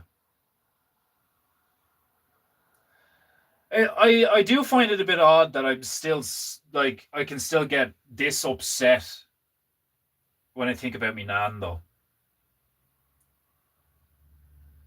Like, maybe it's a normal thing. I don't know. Like, because, like, like modern psychology and stuff like that. Like, a lot of it's absolute bullshit. A lot of it isn't, but a lot of it is. But like, you would think that you'd be okay with, like, I suppose on the daily, like, if somebody was like, oh, I'm visiting my grandparents and all, like, like, do you get along with your grandmother? And they, like, came up in conversation, I'd be like, oh yeah, my grandparents are dead. Like, do you know what I mean? But like, I suppose it depends on the context. Like, but I still do get quite upset thinking about her, like, because I do, I miss that woman. But it's also probably because I went to the wake, but I didn't go to the funeral because my father's missus, her behavior, her tone, her voice, the things she's, oh man, fucking, like, when you know that ripping someone apart verbally in front of everyone is not going to make anything better, but you also know that that person has no right to speak to you in the way that they just spoke to you, and your father says nothing. Like, do you know what I mean? It's like your father allows that. Like nobody wanted, like everybody hated her. Do you know what I mean? It's like, like, that's what I think is funny about my dad's choices, is like, he made a self, like, and like, I get it, like I can imagine getting with someone, having kids, and then over the years things change, and then you meet somebody at work and they're physically more attractive, and they're like, all over you, and they love you to pieces and all this fucking shit, like, um and they're also financially independent. So like, it's just like, in terms of, like, from his perspective, like,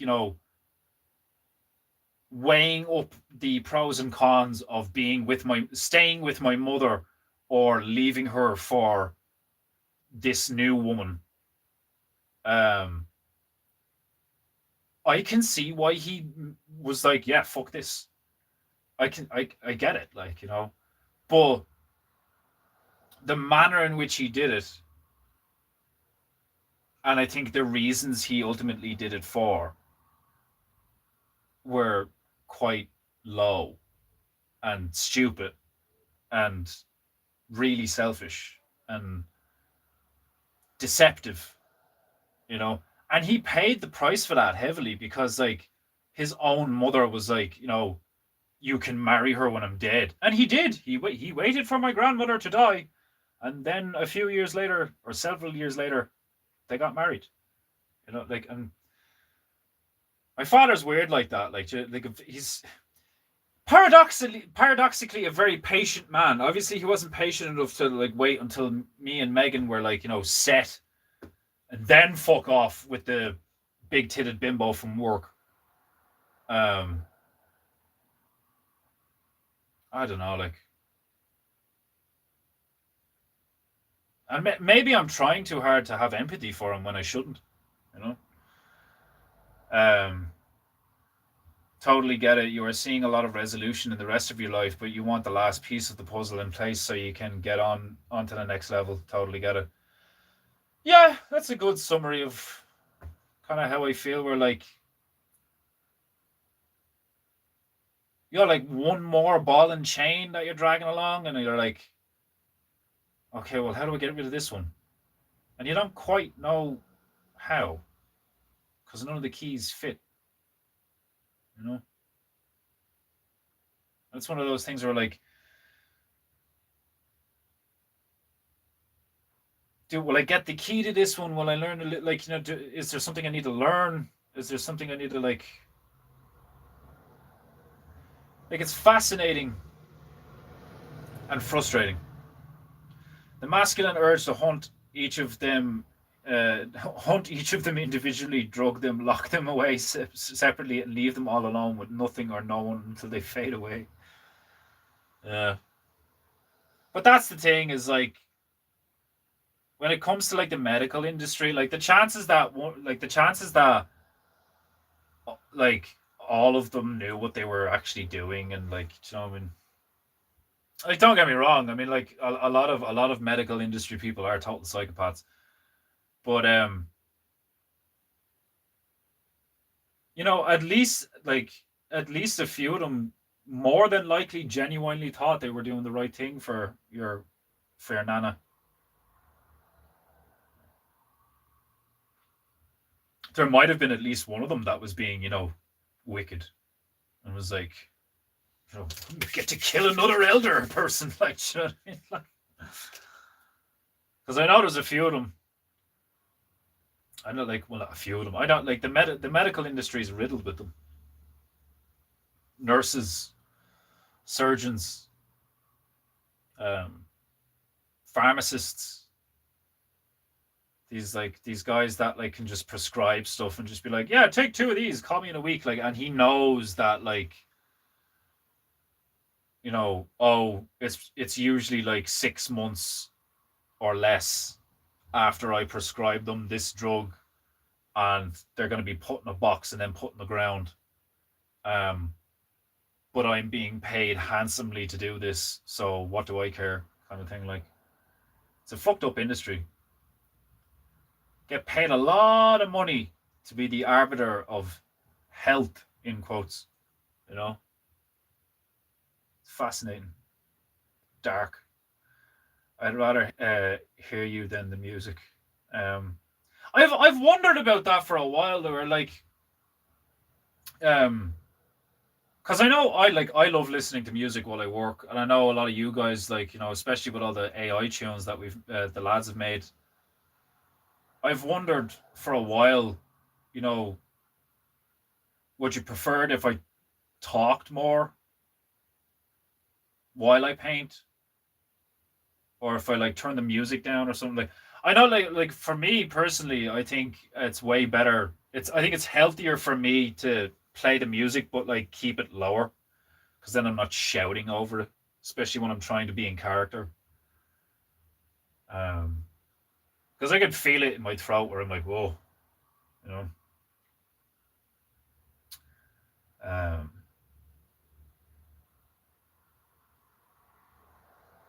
that to me isn't really music, but I'm used to it. Yeah, I think it's hilarious that, like, the idea of somebody walking in and like Margie is watching my stream and it's like death metal playing.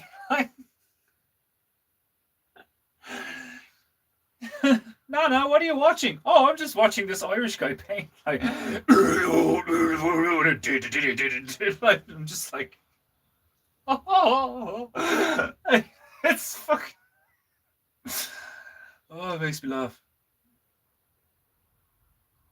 If I don't get better, there is no use of me being here. That's not true. That's not true at all. I can imagine it from your perspective. Like, you know, like it must suck to be like old and unwell. Like, you know, like I get it. Like, you know, you've been here a long time. You've had kids. You've got grandkids. Like, you've done a lot in your life. You know, now you're at a stage where like just fucking waking up and walking around can be a pain in the ass, literally, depending on what it is. Like, um, but like I would encourage you to like, you know, just give it everything you've got, you know. I'm not saying you don't. I'm not trying to like diminish, you know, everything you've already been through or like say that you're not trying hard enough. It's just like um I would prefer it personally if you lasted a little while longer, you know, at least. I mean, with your humor and your attitude, I think you could last another 10 years easily, but like it depends. Like, do you know what I mean? It's like you believe in God, the Christian God, like, you know, you're a Christian. But I'd understand it if you came to the conclusion that like maybe it's your time to go or something, like, do you know, it's like, you know, but I don't want you to leave anytime soon. I want you to stick around, you know. If you go, we won't have a female present. We need the female energy.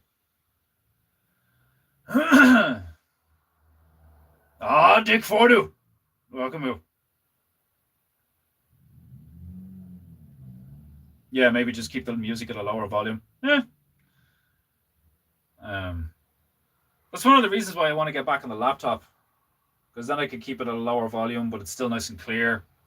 And I don't have to shout over it and shit. Like, although the mic on the phone, it's pretty fucking good. Like, you know, like say what you want about smartphones, but like a fucking multimedia device that like allows you to do all these different things like really handily, like it's like whatever. Call it a Black Mirror all you want. Thing's dead handy.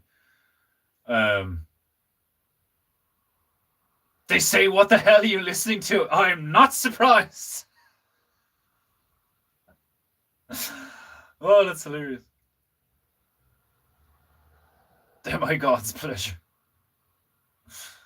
Um, we will see what the heart doctor says. Yeah, well, like don't you know, don't place trust in God. You know, don't believe everything the doctor says. Do your own research. You know, fucking the modern medical industry is like, you know, very. A lot of it just makes you worse. You know? But like, I don't want to give medical advice because like I don't want to be responsible for like, you know, oh, you told me to do this and then I didn't do that and then I died. It's like, so from my point of view, like, yeah, like I agree with Owen that like, you know, you break a bone, sure, go to hospital. Um, but if you're just like unwell or something, like do your research, investigate it, you know, like, and try and stay physically active. It's very important. And I know you're old. Um, but that's it. Like the Asians are great at old stuff. Do get into Tai Chi, you know, like fucking yoga and shit and all. Like, you know, just like movement is medicine, and that's great. That stuff is great for the heart. You know, that's great for stabilizing your nervous system. Where it's like just steady breaths, nice, easy, controlled movements.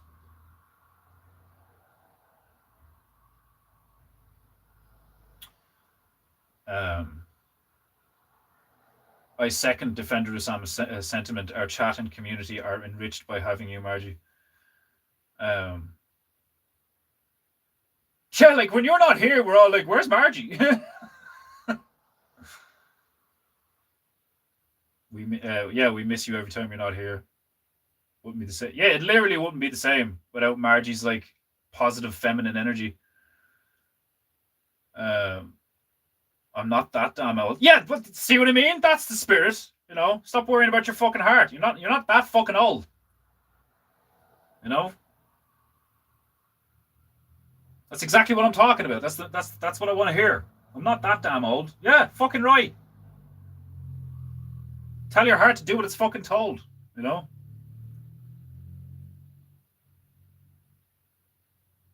But I stand by what I said. You know, stay physically active as much as possible. Obviously, don't do anything crazy. You don't want to break something because that'd be even worse. But like, fucking, you got property. Walk around it.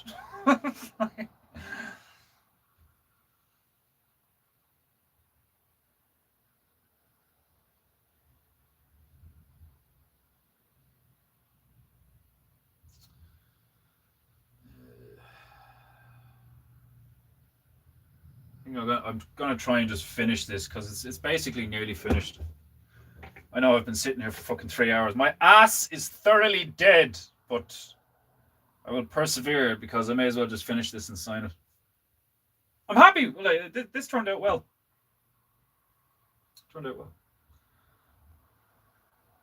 I've been kind of crushing it lately.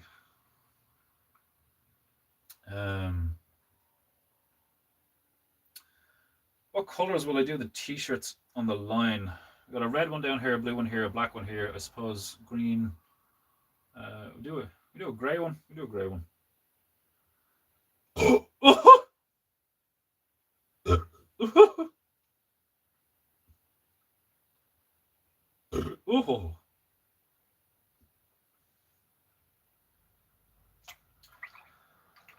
Oh God.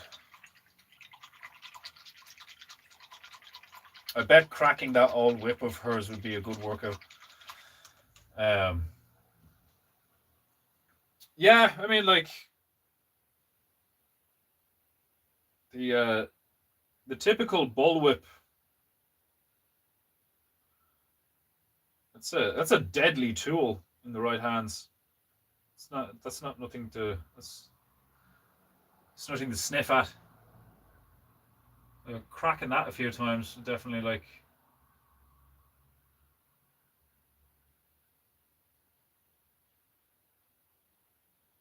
get the blood pumping all right. But you and I both know that you do need a little bit of pain, at least, even at your age, Margie. You need to like stretch, get the blood flowing.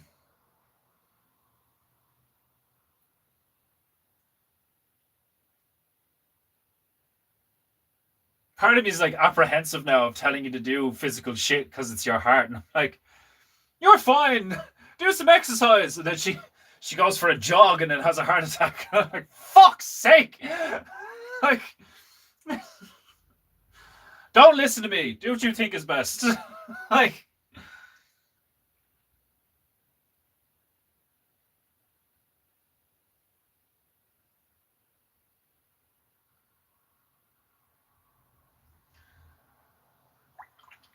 I'm a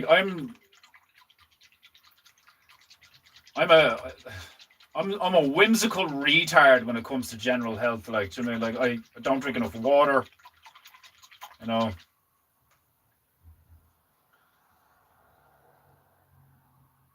Definitely don't drink enough water.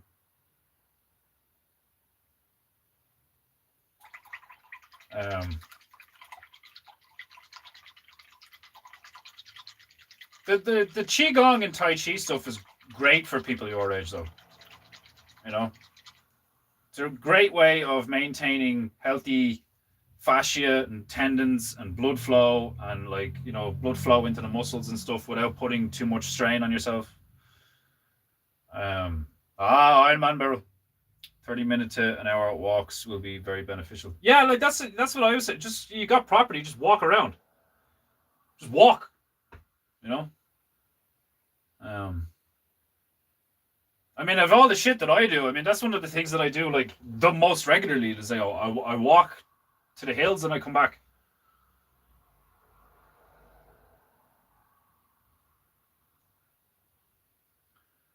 It's great.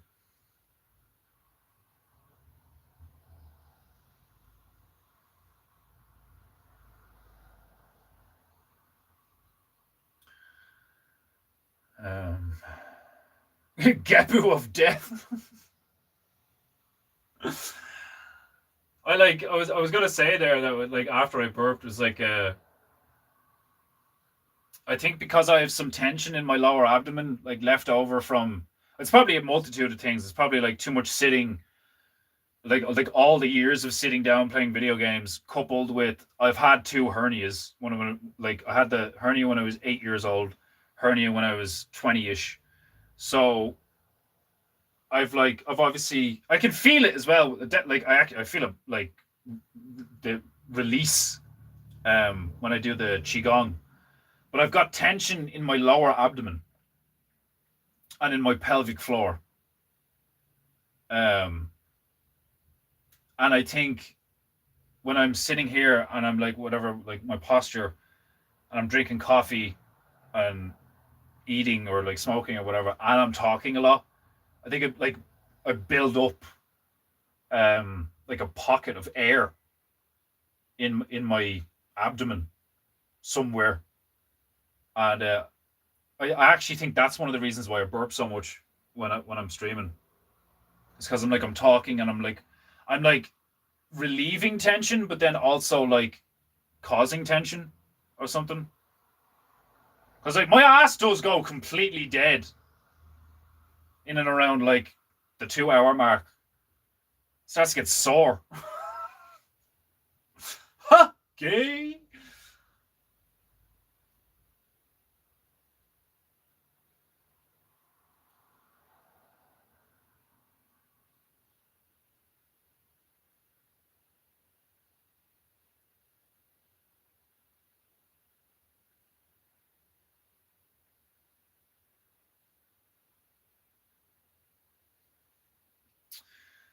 Right.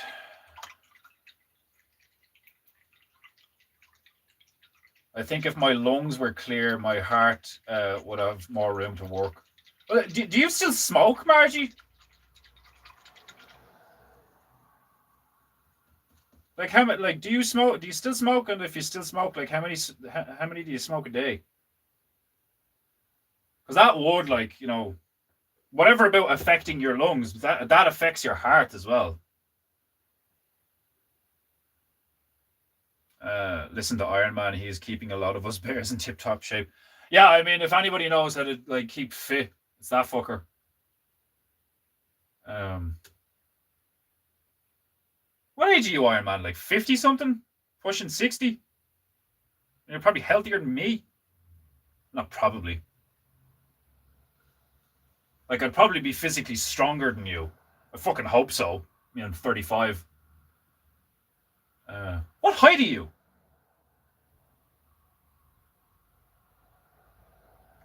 I smoke more now because I can't do anything. Yeah, yeah, yeah, yeah. I don't want to hear I can't. That's not true. That's not true, Margie. You shouldn't be smoking like that. That's probably what's causing your heart arrhythmia. Is like you're smoking too much. You need to smoke less, drink more water, go for walks, paint more, eat more, snack.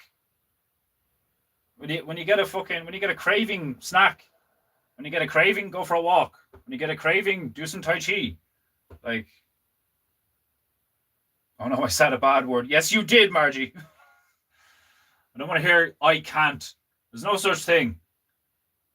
The only one stopping you from doing anything is you.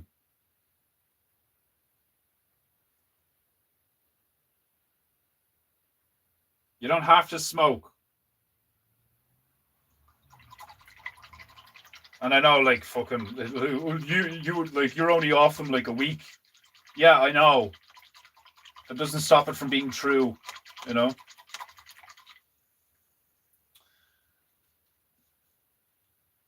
And I get it, because like the amount of times a day, like it is at least 3 times a day where I'm like, yeah, but I really like smoking. Like,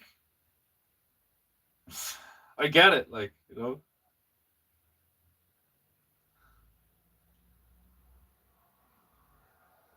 Like I've thought that quite a lot over the past like 2 or 3 days. The first 2 or 3 days, not so much.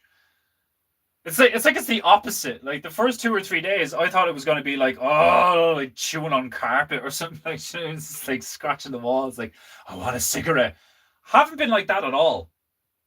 But then the last 2 or 3 days, there's been like defined moments in my routine or something where I'm just like, oh my god, I would really like a cigarette right now because I just like had a really nice, satisfying meal, and then it would just feel really nice to be like. But that's what it is. You're seeking. It's not that you want to smoke. It's that you want your nervous system to relax. That's what it is. You need to breathe deeply. You need to like breathe deeply and calmly.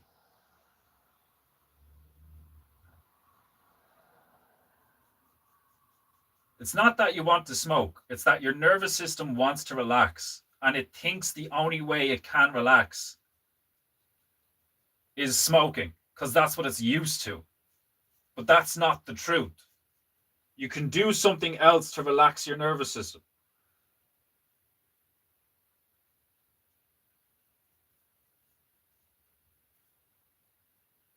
Do some yoga, do some Tai Chi, snack,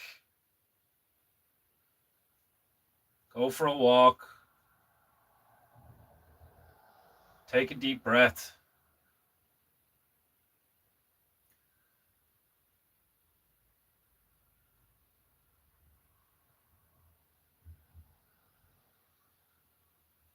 Those are all infinitely better than smoking.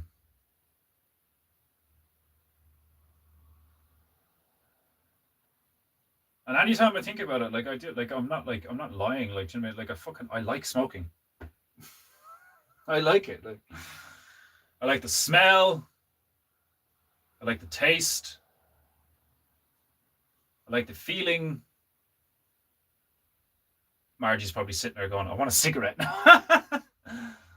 part of me wants a cigarette now. Like,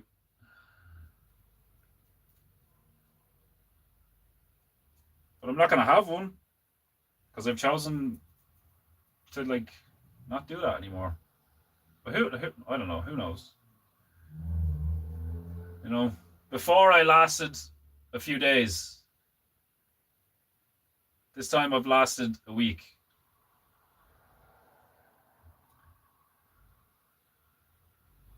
Who knows? Might wake up tomorrow and the cravings will be extra bad. Maybe I'll cave. I don't know. I probably won't.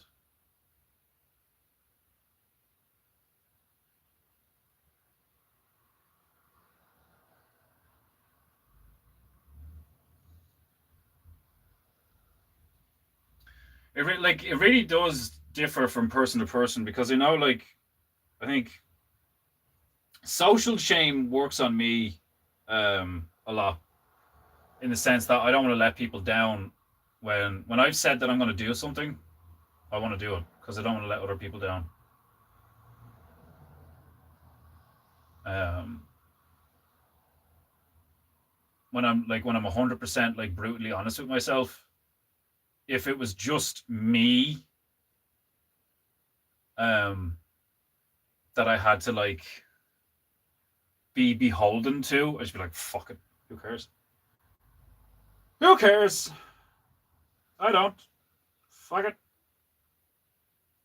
And I think that's because like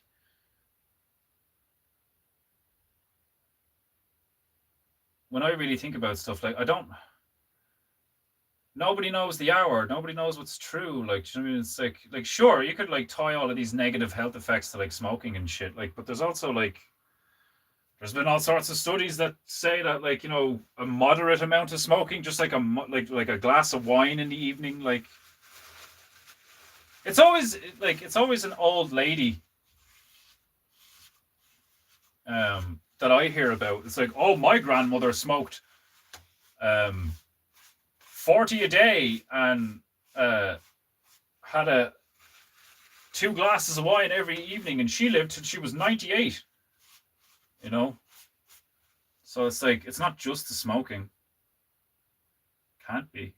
It's like a multitude of factors.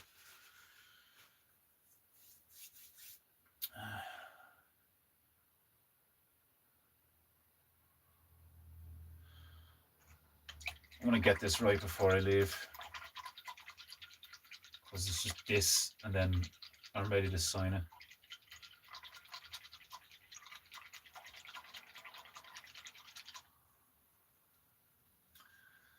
Can't is Defenderoo's N-word. Yeah, pretty much. Like especially like your one Wendy, like when she's like, "Oh, I can't do that" and all. It's like there's no such thing, you know.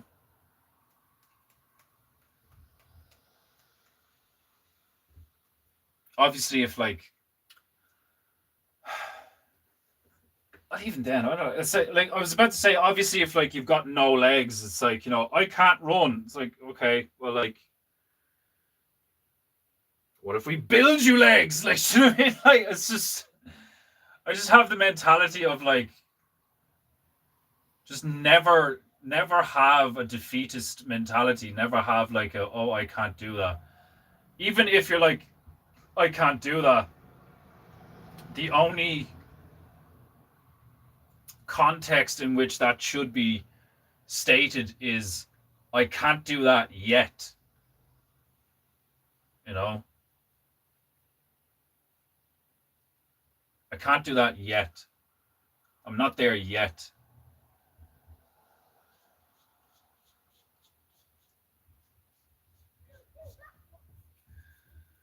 I'm not there yet. That's what it should be.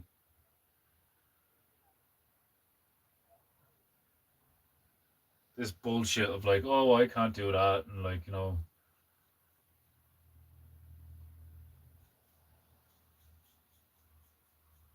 Like, even about shit that you literally can't do right now. Like, I can't play guitar.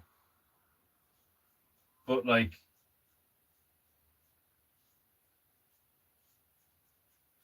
if somebody gave me a guitar right now, you give me an hour and I could like put a riff together, and I have no idea how to play guitar.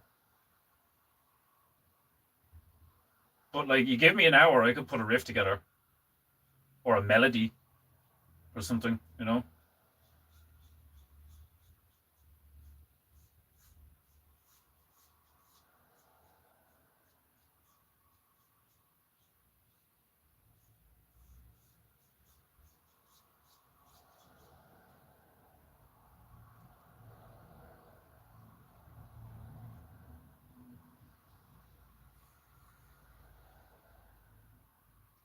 Even if it was something like a fucking accordion or something, like you give me like, give me a few minutes, and I'm sure I'd be able to do something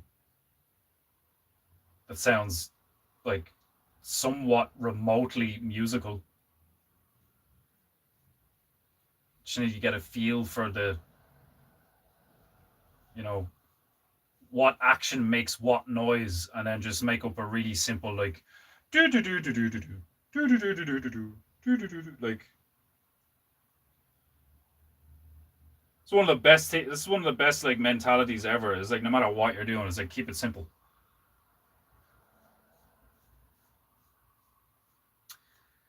Keep it fucking simple. There's a beauty to simplicity. There's an efficiency to simplicity.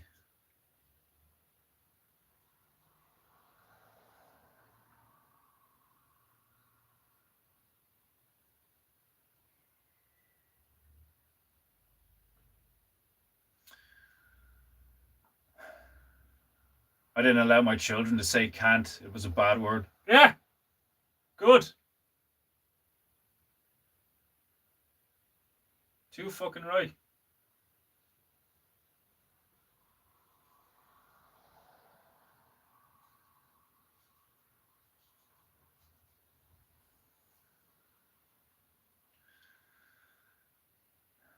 I was doing good last time I quit. Well, this time you'll do better.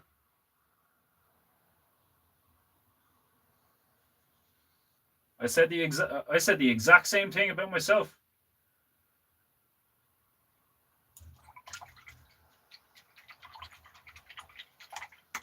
I suppose if I'm going to cut myself some slack, it's like I was typically surrounded by people who were still smoking, so it was kind of difficult. It was a bit of a pain in the ass. Smoking when I was young wasn't bad for you. God put tobacco on earth, but now people put poison on it now. You see, that's the thing, is like there's always going to be a part of me that, like, and I've said this before, like I've said, like, oh, I don't know, part of me is probably always going to be a smoker now, because I do genuinely enjoy it. If I could grow my own tobacco and make my own cigarettes, then I probably would still have one now and again.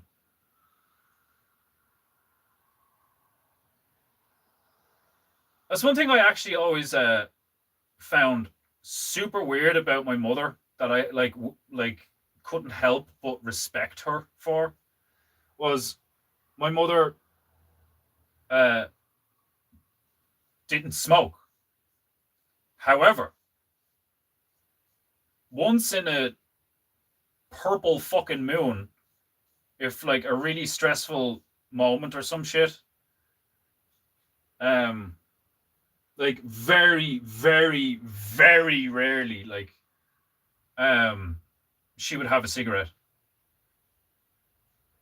And then, like, she wouldn't be like back on them or anything. She would just have one.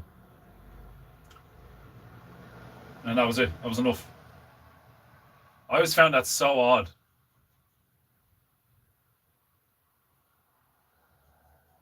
I think I seen her smoke like twice in all of our years, or in all of my years, you know.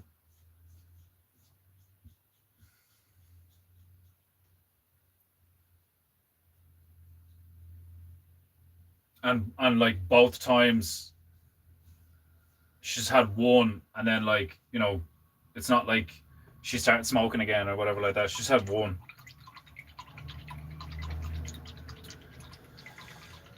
Ozzy Osbourne lived for a long time until doctors discovered blood in his drug system.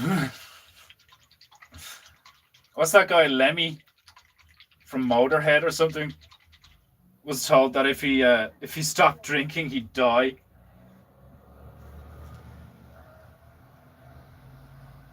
That always made me laugh. I'm thinking about getting sober. No, don't do that. You will die. Like, what? What do you mean? Like, we have yet to find blood in your system. You are like 70% alcohol. If you stop drinking, you will die. My great grandmother dipped snuff. Is that like tobacco or cocaine? I can't remember. Is that tobacco? Yeah, it was Lemmy, wasn't it? Yeah. Snuff is tobacco, isn't it?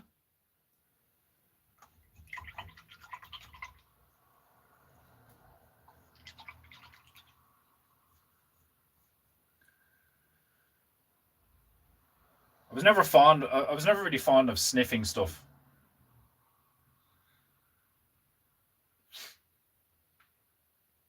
Yeah, like I didn't take the cocaine.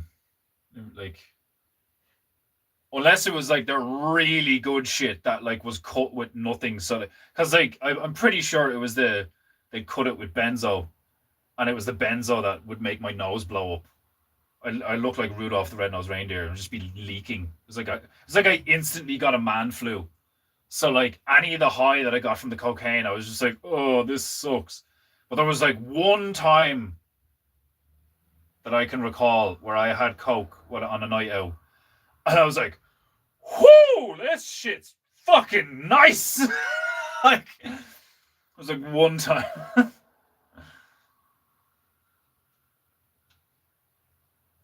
She dipped it. Oh, what? So she put it in her lip or something? Is that what you mean? Like, what do you mean by dip? Was that like she just put it on her lip or her gums? That was something I did for a while actually. Was like because anytime I sniff coke, I was like, no, I'm not doing that. But then everybody be fucking doing it around me and all. So I just like I'd get a bit of it and I just rub it in my gums, and that worked. But then I didn't like the kind of like it was like you were eating chalk. Like, it's like fucking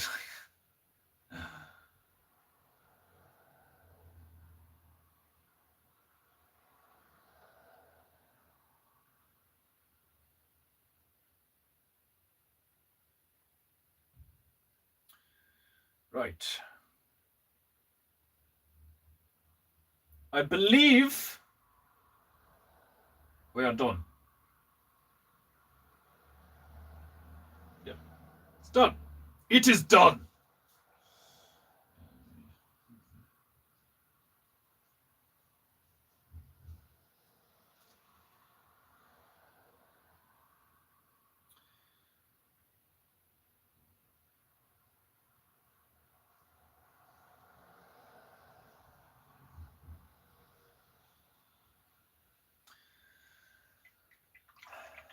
Yeah, it's turned out well.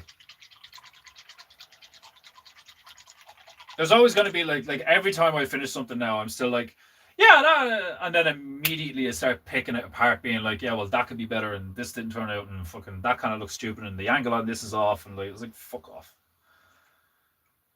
It's grand.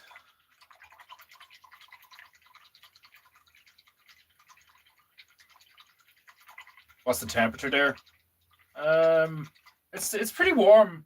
Like consider it's like 20 to 9 at night. Yeah, it's 8:40 p.m. and I think it's still like 18 degrees Celsius or something. So like it's a warm evening. It's raining right now though, so it's a bit cooler. I love this representation of Printer Summer. Yeah, it turned out well. I even got the rotten liver in the bucket. Thank you for the suggestion, Stopper Summer.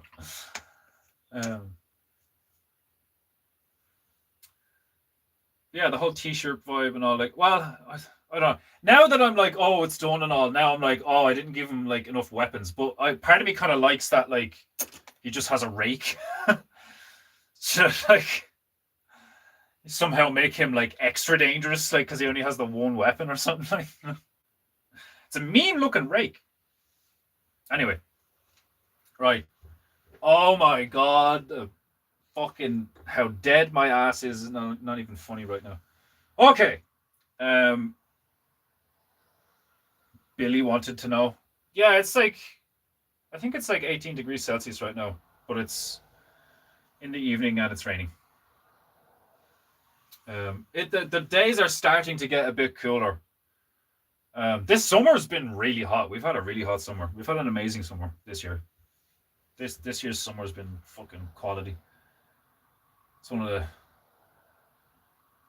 like most consistent hot summers that I remember the last several years. It's been incredible. But anyway, I'm going to leave you now. Right. Remember to pay for painting you, or you have no honor. You filthy mortal swines.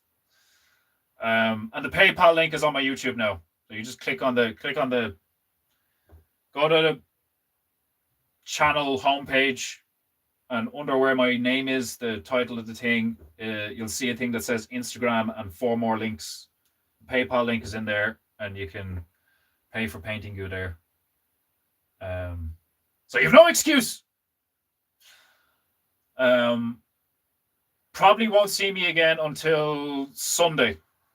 Yeah, yeah, I don't know when I'm going to start streaming in tarts, but you know, it'll happen eventually. I'll let you know. I've got a lot of shit on right now, as I always do. Right. God bless. Be good. Be true. And be beautiful. And I'll see you soon. Have a good week, everybody.